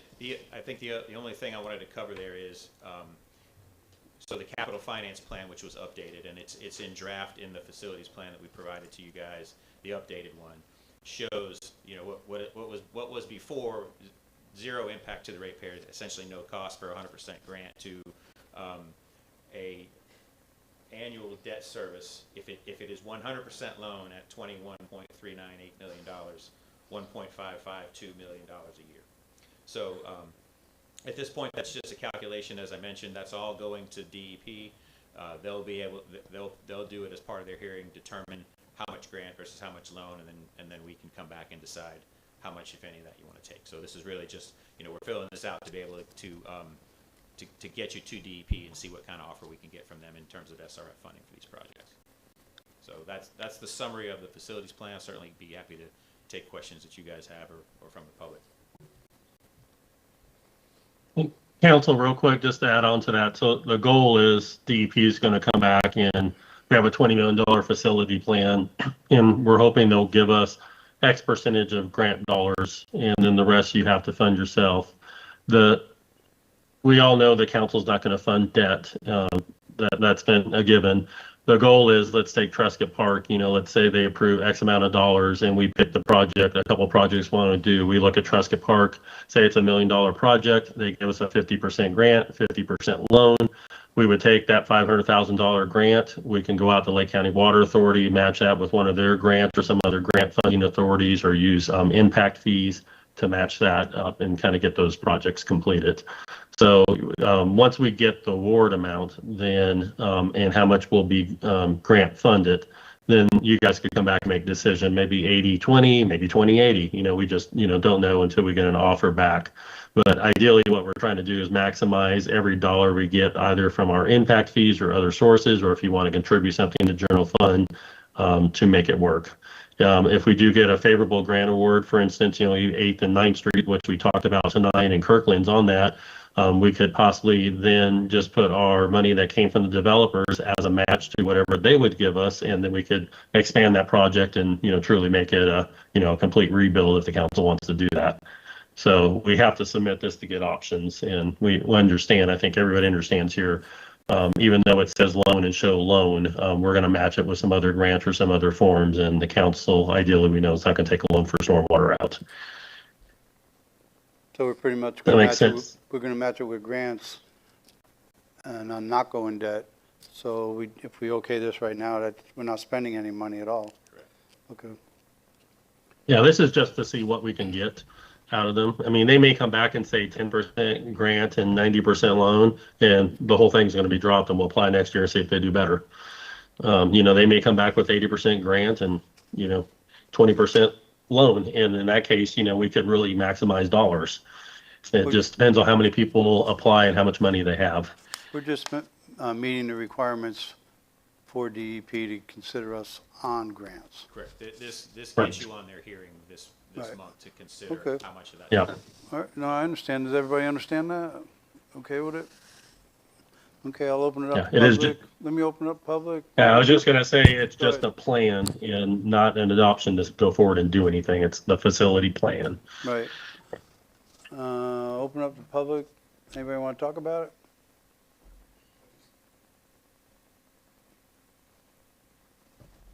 Mike Fearon, 17179 Ridgewood Avenue. I just have a question.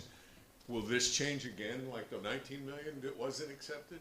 In other words, in putting this plan forward, and then they come back in a year or two from now and they say, "Oh, we're not going to give you that because of something else." Oh, yeah, go ahead. So most of the funding sources that we've secured on behalf of the city, or on behalf of the town, are state funding sources. So the state has administrative authority at that point to disperse, and they are the ultimate authority on what can be funded and what can't. SAFI was the one that was different. SAFI was basically subcontracted out from the United States Environmental Protection Agency for each state, in this case Florida, to administer those, but EPA retained ultimate approval. And so what happened, we talked about this earlier with your drinking water grant, $12.9 million. We got a letter from DEP saying that the plan is approved, you can move forward with design, and like a week later, we got a note saying, hey, EPA looked at this and they said it's not approved, so they basically overruled them. So, you know, that's what we've been going through for the last few months, getting that reinstated, and we're there now. But in the case of the stormwater one, they couldn't reach. we just couldn't get where they wanted us to go. And some of that was, quite frankly, the change in the way they interpreted that after the fact.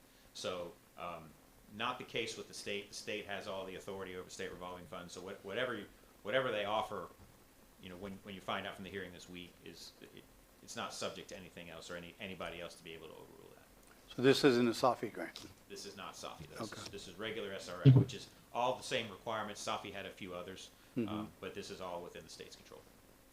Okay, I think that answered that, yep. Alrighty, anybody else want to talk to council about this? Bring it back to the council. Everybody understand what he's talking about? It's pretty simple to follow after we... I just had a few questions. The capital financing plan, there's two of them in the packet. Which is the one that is the updated one? Is it the one in Appendix A? So I just wanted to make sure I was looking at the correct Should be the one in Appendix A, yes. Okay. Let's see. And I guess, like, what's the point of the capital financing plan? Like, obviously, this is us to show that we have the revenues for it, but like, what's... So the DEP uses that as an evaluation. That's part of the evaluation of how much grant versus how much loan they'll give you. And that basically just, it comes from your audited financial reports. Most of the information in there comes straight from that. Okay. So, but that is part of the evaluation that they use to determine. It's not the only determining factor, but it's one of the things that they use to determine how much grant you need versus how much loan you can use, or you're able to take on. Because the fourth page of that capital financing plan for years 2028 through 2031 is the same exact revenue number. So I just didn't know if it's supposed to be like projected out each year, or is it just mainly the first year that matters the most, or the 2027? Let me see if I can find that. Some of that is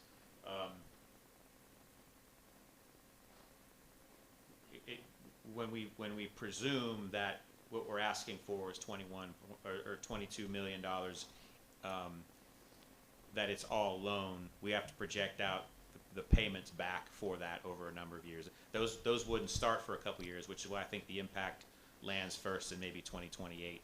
And I think there's a statement in there that talks about what the rate increase would need to be if it was all loan. So that's where that comes from. You're saying the numbers at the bottom are all the same, or? Well, no, the operating revenues, like it's 3.4 for 2028, and then it's the same 3.4 like for 2029, 2030. Yeah, I think that's basically what you guys have adopted, and we assume no changes, until you guys actually decide to make a change or not. Those are your revenues. And then can you explain about the coverage? There's a 15% coverage factor. What does that, I guess, fully entail? Is it us just showing that we have a cushioning of 15%? Correct. Okay. That's what that is. The one thing I just kind of, I guess, and I brought it up before when this was in front of us, the operations and maintenance costs, the yearly operations and maintenance costs, once these things are built out, are they factored in anywhere in this? Like that cost itself? I think it was like $119,000 per year in operations and maintenance costs, but. Yeah, they're not factored into the to the loan request, if that's what you're asking. They're only considered there as part of the evaluation process between the alternatives. So that it does say there's $119,000 of annual maintenance. That's basically what you would do to maintain on average all the new infrastructure.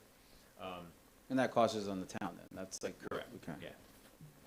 It should be factored into, well, that may not be a requirement to factor that into the capital finance plan, but certainly that would be something that you would budget out. I don't think we could answer this one, but the net after the debt service is $338. Is it supposed to be that small of a? That's just math at this point. Okay. Yeah, they'll look at that and go, well, yeah, you're running pretty skinny there, and everything in there has to be right. So, like I said, at this point, it's just the math in the spreadsheet based on your anticipated revenues and the anticipated payback on the loan. Okay. And then this question, Paul, is for you. So we provided the general fund operating revenue numbers for them to use on this. I guess, how does the amendment in November, I guess, affect those numbers? Yeah, I think it's about a $360,000 less is what we would see. However, we have to turn this in on today's numbers, not hypothetically if it passes or not passes. So our case would look stronger if the amendment passed because we would have less money to service debt. Would that trigger anything additional for us to have to do at that point and like show that our revenues change and we can still afford it? That I don't know. Honestly, I don't know. It's hard to, I don't know the full effects of what that would have. I assume they're going to go off this financing plan for where it's at now and award that. Every year, I think they do, 3 or 4 of these every quarter, Scott? They do an SRF. So you can always, if you reject it, you can always update your capital plan and reapply. Yeah, they do these hearings every quarter. So the next one would be November. We try to time these around the ones that we know they have grant money, and usually that's August and February, less so in November. But again, I know there's a lot to play out with respect to revenues and all that kind of stuff. I don't know that there's anything that would force a decision before then anyway. I mean, ultimately you're going to get an offer back from these guys and decide you may want to go forward with just a fraction of these or none or some. So you're not really looking at the entire expenditure one way or the other. You'll have a way to mitigate that. Okay. And then Paul, for 2028, the 3.4, like how do you guys, I guess, project that? Like, what do you do? Divide the annual growth rate over, I don't know, a few years or? Yeah, I think what the team did is they just took what the current budget was and just spread it across if we had no change and we did roll back and everything maintained the same. So obviously our budget, next year's budget, because we have money from the developers, is around $5 million for the general budget. So it does change every year. But again, all we can assume, because you guys haven't adopted the current budget, we can only assume what the current budget is for the purpose of turning this into the state. Because you guys could do a rollback to keep the budget exactly the same if you chose to. So staff can't make those decisions before we have hearings. I think that's all I have. I did run my own projections for the operating revenue, and honestly, I was actually a little bit above what we have here. So, in other words, like the math checks out. So I'm good. Alrighty, thank you. Anybody else? Just to be clear, we've been reimbursed for everything up to this point, correct? You have been, yeah. So the only work that was being done under the SAFI grant was the facilities plan itself. You guys have been reimbursed for that. And then going to this next step, yeah, we'll get reimbursed for that as well, or is that? Yeah, I mean, there's nothing to reimburse at this point. I mean, we stopped with the plan. We haven't moved forward with any design because we're waiting to find out like what money there's going to be available to you guys to do that. So. And so they come back and say they give us $10 million. We only have to use that $10 million. We don't have to take out any debt. You get to see what they can. Yeah, I mean, if it comes back with that, then yeah, you'll have the benefit of that to use how you see fit within the context of the plan. Okay. So if we get a $500,000 grant that we have to match, Paul is saying that we can get another 500 from a different kind of grant and use that as the match, which we've done in the past with other things. And they've been pretty successful at it. The engineering firm has a whole grant department that everybody loves. So, well, Paul resigns on September 7th, and he's writing our grants. How do we move forward with this in that time frame? Well, he's helping with the grants because the department they own does a lot of the grant work, the engineering firm, and Paul keeps them on their toes. Yeah, all the, with every client we do, these things are a partnership. I mean, you guys have to be the ones to decide what your priorities are and Right. help us make the case for getting you as much money as possible. So we can't do that on our own. You And where guys the also fit- do yeah. lobbying for grants as well, correct? We do, yeah. And where that 50% or 20% comes from is our decision, whether we want to pick it out of general fund, impact fees, or say no, get another grant. Right.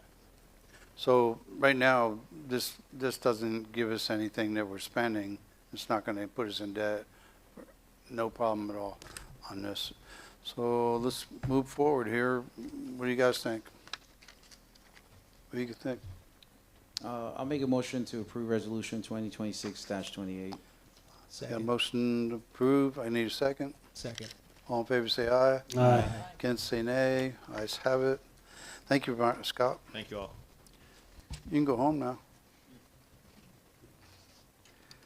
All right, so let's move on. Let's see what's the next one. Okay, this is you want to explain this, Paul? This is the $75,000. What do you want to explain? Okay, I was thank just you. going to read the resolution, Oh, I'm sorry, yeah, go ahead. 2026-25, a resolution of the Town of Montverde, County of Lake, State of Florida, approving a list of vendors the town manager is authorized to contract for budgeted items where the amount does not exceed $75,000 for any one project, repealing resolutions in conflict, providing for an effective date. All righty, go ahead, Paul. Sure. So council, this is a previous approved resolution just increasing the management budget spending limit or on capital projects. I added 2 vendors to it, South Lake Loader and the concrete company that has been doing our sidewalks, just good reputation, been getting great prices. And just like to increase that and changed it to per project. And this is mainly just so we can get the Temple 8th, 9th, and all those other asphalt projects done. Otherwise, everything else was the same from the last one improved. Okay, so I'll open it up to the public. Anybody like to talk to the council about this one?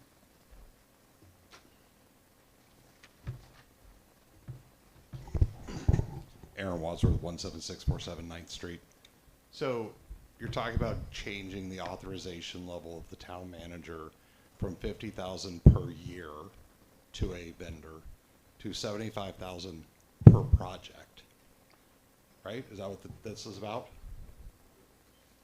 No. Yeah, that increases it for the projects and let us use those vendors. It's per project. No, it's per project. Yeah, because we would use the same vendor on each of those projects on the roads. Right, but he's saying. I understand that, but currently your limit is $50,000 per vendor per year. Is that correct? Correct. And you're changing that to per project. That's correct. Right. Okay, so you're Not doing per, both. not per year though. Yeah, so potentially. Per project. Potentially at town manager's discretion, you could spend $2 million, $75,000 at a time in projects. That's probably an over-exaggeration. Call it $200,000 or $250,000. $75,000 project at a time with no oversight by this council. No, that's only if the council budget the item. It's in the budget work plan. So I just can't, or manager won't be able to go out spend anything. So this would be for budgeted projects. Right, so if there's $1 million, or say it's 500,000 in a project for roads, we're saying that he can spend 75,000 at a time of that 500. It's already been budgeted for.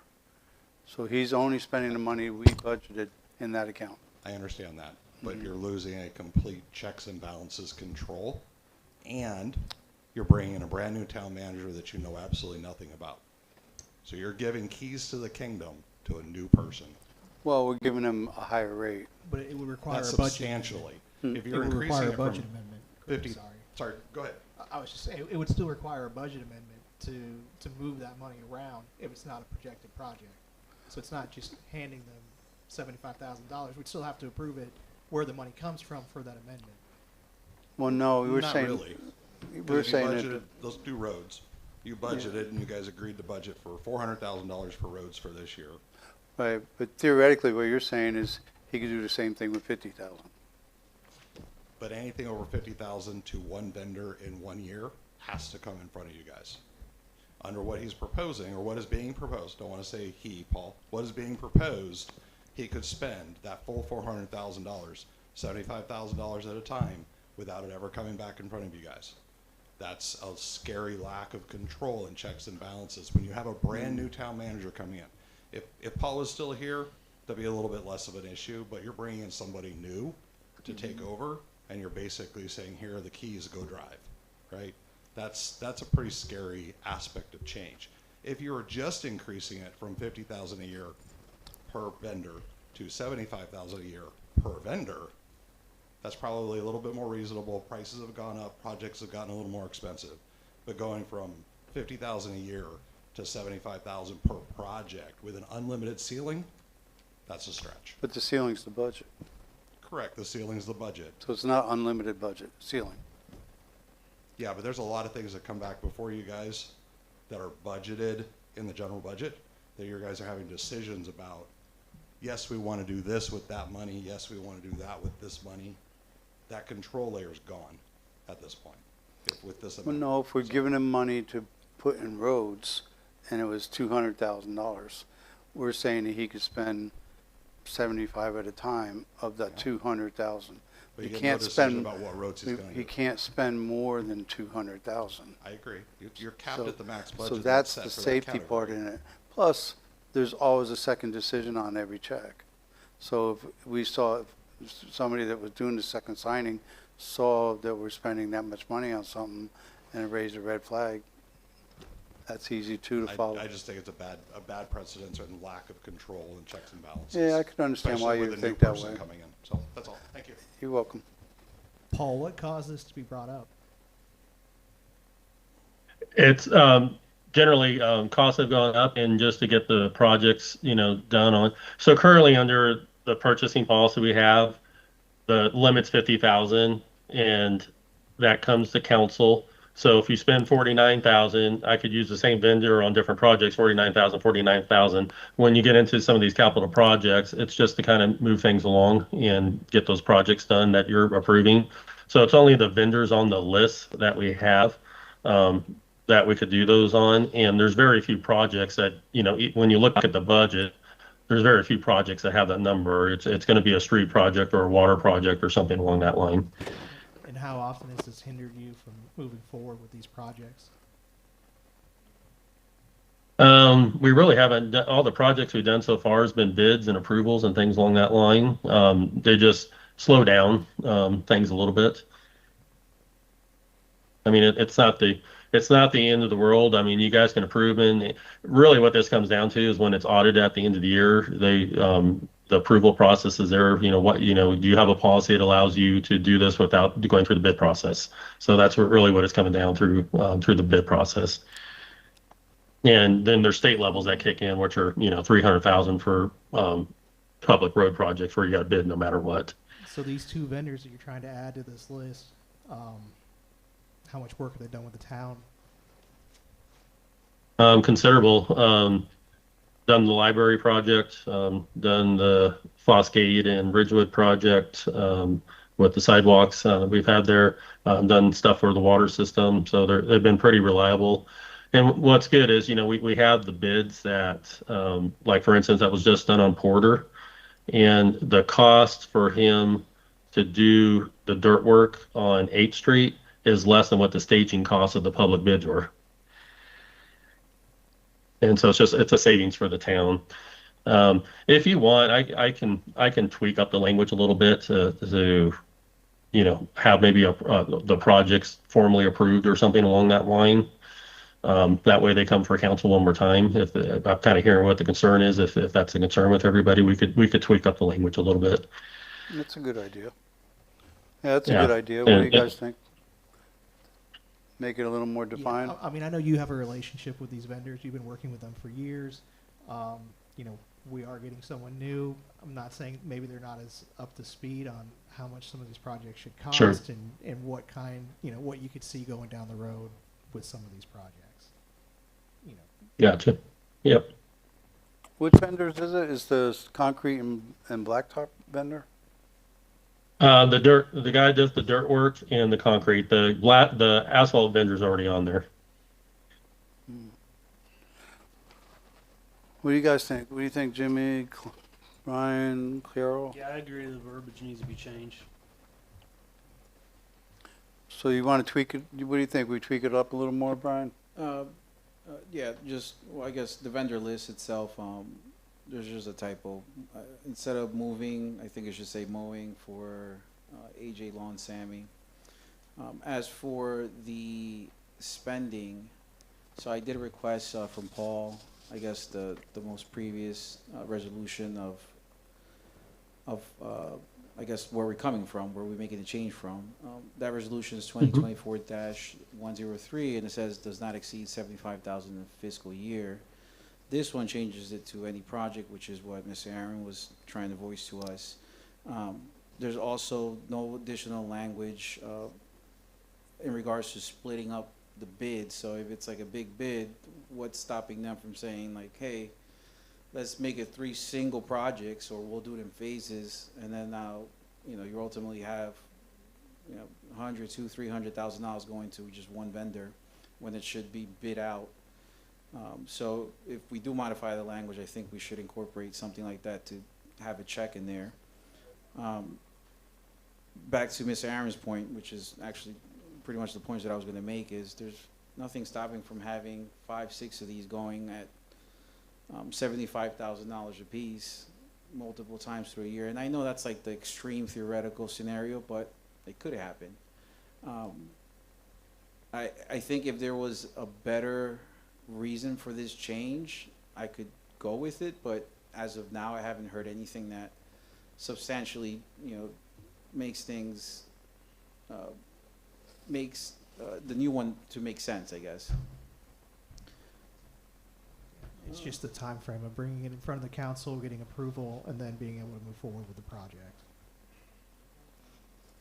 Yeah, and essentially, I think, I mean, that's why we have. Well, and it has to do with the bid protocols too in our purchasing policy.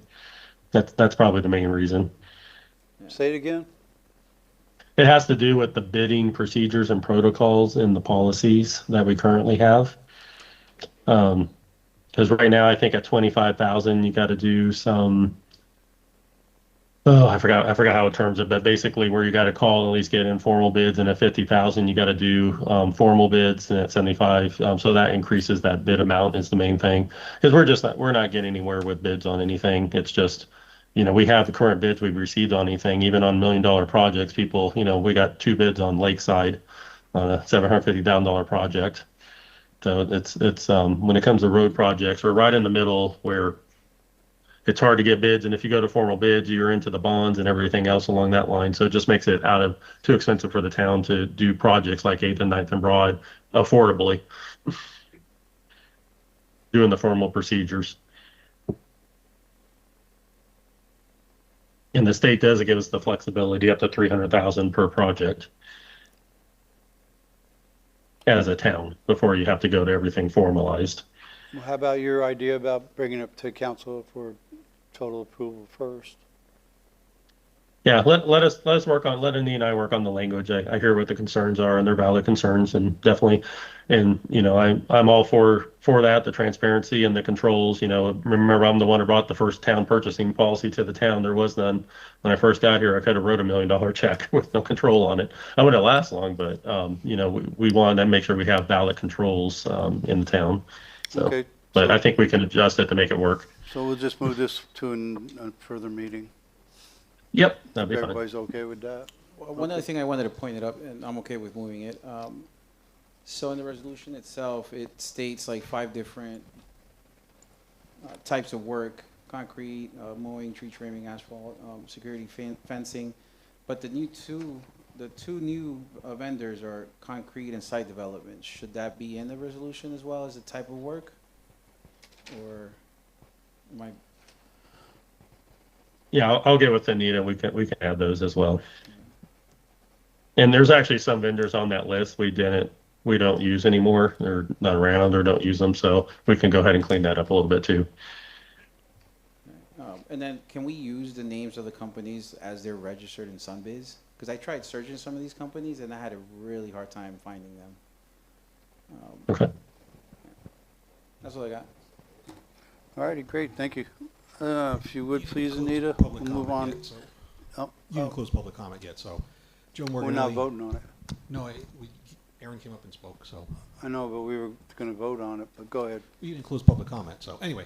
Yeah, now I lost my whole train of thought. Anyway, it's called skip bidding. That was something that Brian was mentioning. When you take multiple bids, you have a $300,000 job, and then they split it up into multiple bids. It's called skip bidding. That's that was the main point there. And then, Okay, thank you very much. and then the last part was,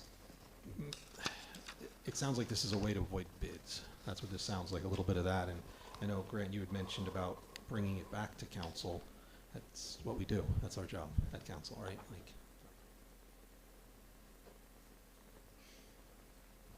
Yeah, and just to clarify, we're not skipping bids because we're talking about different projects in different places of town. So that's not the intent, because we can't do that. Each street's a whole different project with a different design. Okay, great, thank you. Move on to 2026-26, if you would, please. A resolution of the Town Council of the Town of Montverde, Florida, expressing support for the acquisition and permanent conservation of property within the Ferndale Special Area, encouraging the Board of County Commissioners of Lake County to utilize available park acquisition funding to purchase and protect property within Ferndale from development, supporting public access for passive recreation consistent with conservation, and providing for an effective date. Okay, this is what Sean was talking about before. The numbers are, the county has $50 million to purchase property with, and there's a developer that bought 300-something acres a long time ago. They can't do nothing with it now that it's in an ISBA, so they're trying to sell it. And the Ferndale group over there has brought it to the county, and county's moved it forward now to get an appraisal so they can make a decision on it, on whether to buy it or not. So they had asked us to do a resolution showing our support that we want the county to spend some of that money, $50 million, on buying that 300 acres and making it into a park in Ferndale. Which, you know, that little place in Ferndale is where it says Lion, that one sign, and it has a nice little farm going there. Well, the 300 goes from the right side of it all the way across the back and all the way up on the left side of it. And that would be that area there that would be a park. Does it include the lake, Merritt Lake that's back there? I don't know. But that's it, and that would help the ISBA even more, because that would never not be a park. You know, so right now we're good for another 18, 19 years. That would stay a park no matter what. Did I explain that right? Okay. So I'll open it up to the public. Got thumbs up, bring it back to council. We just need a motion to move this forward, and so we can send it to the county and show them that we do support this. A motion to approve resolution 2026-26. Got a motion, need a second? Second. All in favor say aye. Aye. Against say nay. Ayes have it. If you would please, 2026-27. A resolution of the Town Council of the Town of Montverde, Florida, requesting the Lake County Board of County Commissioners to establish and enforce maximum commercial vehicle weight limits on all county-maintained roads within the municipal boundaries of the Town of Montverde, providing for exceptions, authorizing the mayor to send a written request to Lake County, and providing for an effective date. Okay, this is, you've seen all the tractor trailers come through, especially the water trucks, come through Mount Verde to go to wherever, Groveland, wherever they're going. We have that one company under control, and they do play fair with us, and they try not to use Mount Verde. There's so many other companies that are coming around and starting to use Mount Verde as a cut through. So I was up at the county with Holly Broker, and we sat with them, the engineers there, and showed them the routes that we'd rather the county make them take by putting signage over by the roundabout by the turnpike on 455, and on the other side over here showing them different ways to go. And they thought it had some traction, so they went ahead and said that they would move it forward, and we have to do a resolution to show them that we're serious about it. So I think it'll pass, because I've talked to 4 out of the 5 council commissioners, and I think they're supporting it. There's going to be a meeting. There was a meeting today, this morning, about this, and they liked it. So I'm sorry, not about this, about the other one, but there was a meeting between a couple of them last week, and I talked to them, and they kind of like it. So I'm really thinking we could get 3 votes. So if we can do that, then the signs we put up, like Ridgewood, will not have any heavy trucks, period. And the reason is, I didn't understand this about roads, is the road was never made for heavy trucks, so it doesn't have the base. 455 was made with a base that can carry heavy trucks, but we don't want the heavy trucks on there. I got John Hopkins, who's the headmaster at the school, to write a letter, give me a letter saying that they would support this 100%. And we wrote a letter, and Paul sent it into the commission. So we just want to pass this showing that we support it. I'll open it up to the public.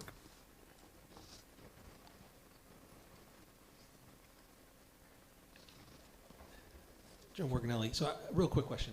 When I saw this up, I love the idea. I mean, because I think we talked about it during Osgood and everything when they were coming for that. The one question I'm going to have for this, and some residents had asked me as well when we were discussing this one, was how are we going to enforce this? FHP. Yeah, I know, but Lake County Police, like they do anywhere else. are we going to have to? I mean, I'm just trying to picture it all out. Right, the truck's going on it, and then someone's going to see it and call, or are they going to sit and watch and monitor? Well, if we see trucks, we could ask Lake County to start monitoring it. Follow them. All right. I mean, just like anywhere else. They have I love this. the idea. Just the enforcement part, I think, is going to be the question at some point. We just need more something in our hand than what we have right now to move this. You know, get some traction on. We don't want the trucks in Mount Vernon. Absolutely, yeah, correct. We have to follow the laws, and that's the law. Yeah, right, absolutely. We could shoot them, but that probably wouldn't work. I don't think that would work. No, I don't think that would work. Just shoot at the. Shoot above them?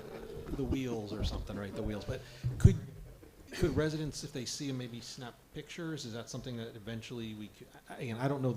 This is something I actually don't know the rules for. So it's something to throw out there.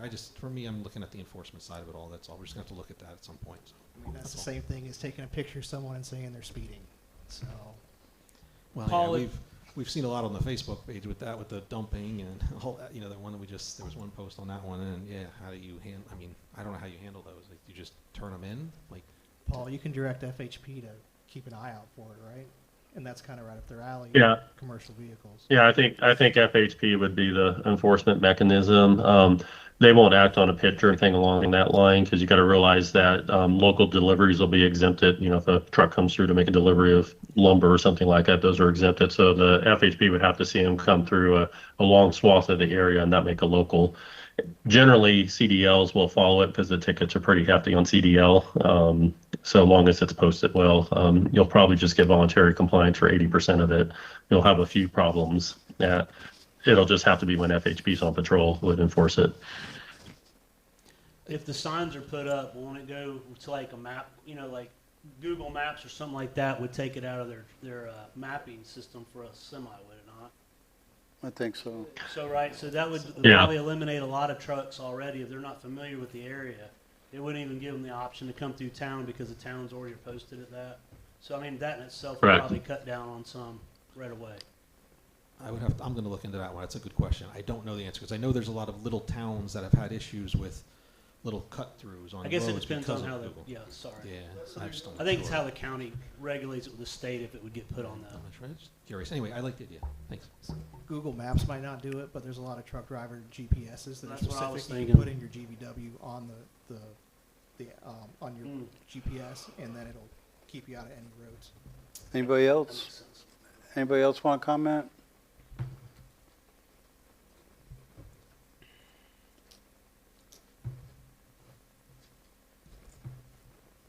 Mike Whitten, 17635 Broad Street. I know there was some heavy-duty cranes and barges down there, you know, when they did the Ferndale Reserve. Would somebody have to get a permit to get a variance to bring trucks? No, if they're delivering to Montverde, that's different.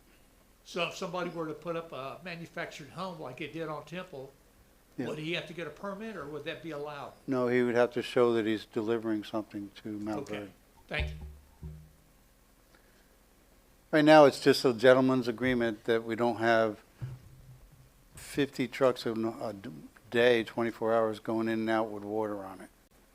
And believe me, they got the trucks running. You see them. They're running up and down Old 50 now to Hancock. And we had this under control 3 years ago, and then it went wild. We're trying to make sure it doesn't happen again, no matter what happens. So, anybody want to make a motion? We pass this? So this is just for 455, though, correct? And Ridgewood. Just wanted to say a few things before you make the motion. So I 100% agree. I think I voiced this before I became a council member and during about the impacts. The letter that the town sent did highlight, I don't know, maybe 18 different things that commercial vehicles affect. Everything from shoulder failure, the roadways, obviously, conflicts with motorists and pedestrians and cyclists. It's all the same concerns that I've been voicing for the longest, and I'm just glad that the town is finally taking a position and trying to, address some of these issues. However, I think it's going to be extremely hard to enforce these things. We have all these stormwater projects. We have all these streets that are about to get redone in the next 2 years. We have 2 developments. Bella Colina is still building out. I see dump trucks all the time. So how are you going to enforce? It's going to be really hard to enforce.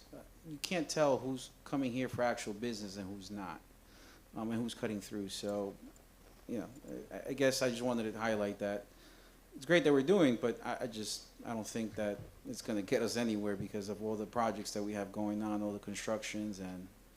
So when FHP stops you for a commercial vehicle inspection, the first thing they ask you is where you're going to and where you're coming from.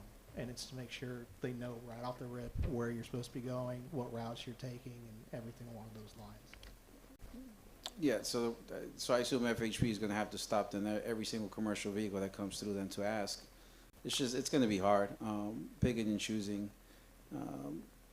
Well, do you I think I was going to say, I think the hope is it will get on their GPSs because almost every trucker uses a GPS. Just like if there's a low bridge, they know not to go down that road. They also put the weight limit of their trucks in because the fines are pretty hefty when they do go through those. It's not going to cure everything, but the ones that are just driving through for a shortcut through Montverde, I think that's the goal. And it'll probably take a little bit of time for all that to get uploaded on the GPS, but hopefully you'll start seeing some measurable results over time. Okay. Also, as a side note, for I guess future council members or just the future of the town, we can't pick and choose and be selective on when we take a position on commercial vehicles and roadways and when that's a concern and when it's not. Because for a lot of other stuff that came across the previous council or before I got on or even during the time that I got on, none of this was ever raised by the town in the staff analysis. So going forward, I think we should see staff analysis address this commercial stuff on anything that is presented to the council members. So just wanted to add that. I'm sorry, I didn't understand that. So the town has never, in the staff analysis, at least in all the last 2 years of agendas that I've seen, the staff analysis never mentions anything about the impact on our roads from commercial vehicles. And what I'm saying is that now all of a sudden, we write a letter to the county expressing all those things. So what I'm saying is that the town should not pick and choose when this becomes a concern. If it's a concern, it should be a concern at all times, not just whenever we feel like it's a concern. So that's just the only thing that I wanted to bring up for the future, kind of to just make a note on that. Well, I don't know, how long ago was it, Anita, 7, 8 years ago? Started arguing with the water trucks, and it took 2 years, I'm not exaggerating, 2 years of me hounding that water truck, and the CEO finally said okay, because they were doing the roundabout over here, going over the turnpike, going to 50, and they're like, we have to come that way, we have to come there, and you know what, they were right at that time, so I had to shut up and just let them come through the town. But once it opened, then they started arguing with me about the roundabouts were too small. They can't get their trucks through there. So then I had to meet them over there on a Saturday, their special driver stuff, and get in the truck with him and say, do you want me to drive it for you and show you? And he was a nice guy, and he went back and said, we can take that route. But that was 2-3 years from them building the roundabouts around the turnpike going to 50 on 455. And then we got that all settled. That took a couple of years. And then the CEO that was in agreement with that left. So all of a sudden I'm seeing these trucks running up and down the same trucks. Only now they have different cabs on some of them, but it's the same company. It took me 6 weeks just to get the other guy that replaced him to answer my phone calls. And he did. And he agreed after a conversation just to go back to the route they were on. That could end tomorrow. This is one way of trying to fix it. Alrighty, so if you want to move forward on it, I need a motion. I'll make a motion that we approve resolution 2026-27. I got a motion, need a second? I'll second. All in favor say aye. Aye. Against say nay. Ayes have it. We got one more here, 2026-29, if you would please, Anita. A resolution of the Town Council of the Town of Montverde, Florida, authorizing the town manager to complete the trail town self-assessment and submit it and any other required information to the Office of Greenways and Trails within the Florida Department of Environmental Protection for the purpose of the town being recognized as a trail town, providing for an effective date. All righty, thank you very much. Do you want to explain this, Paul? Sure. This is a follow-up. I believe Mr. Greg Gersheimer and Jim Peacock brought this for the council.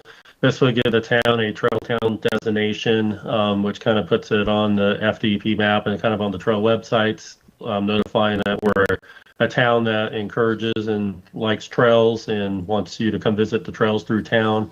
And it also then kind of puts you in position to apply for grants to complete connector trails, so the main one that the funding would probably apply to is kind of going up 455 and connecting up to the trails that go into Mineola and stuff. And I think we put some detailed information in your application or your packet, hopefully. It had a little bit of information on it. All righty. So I'll open it up to public. Public want to ask any questions on 2026-29?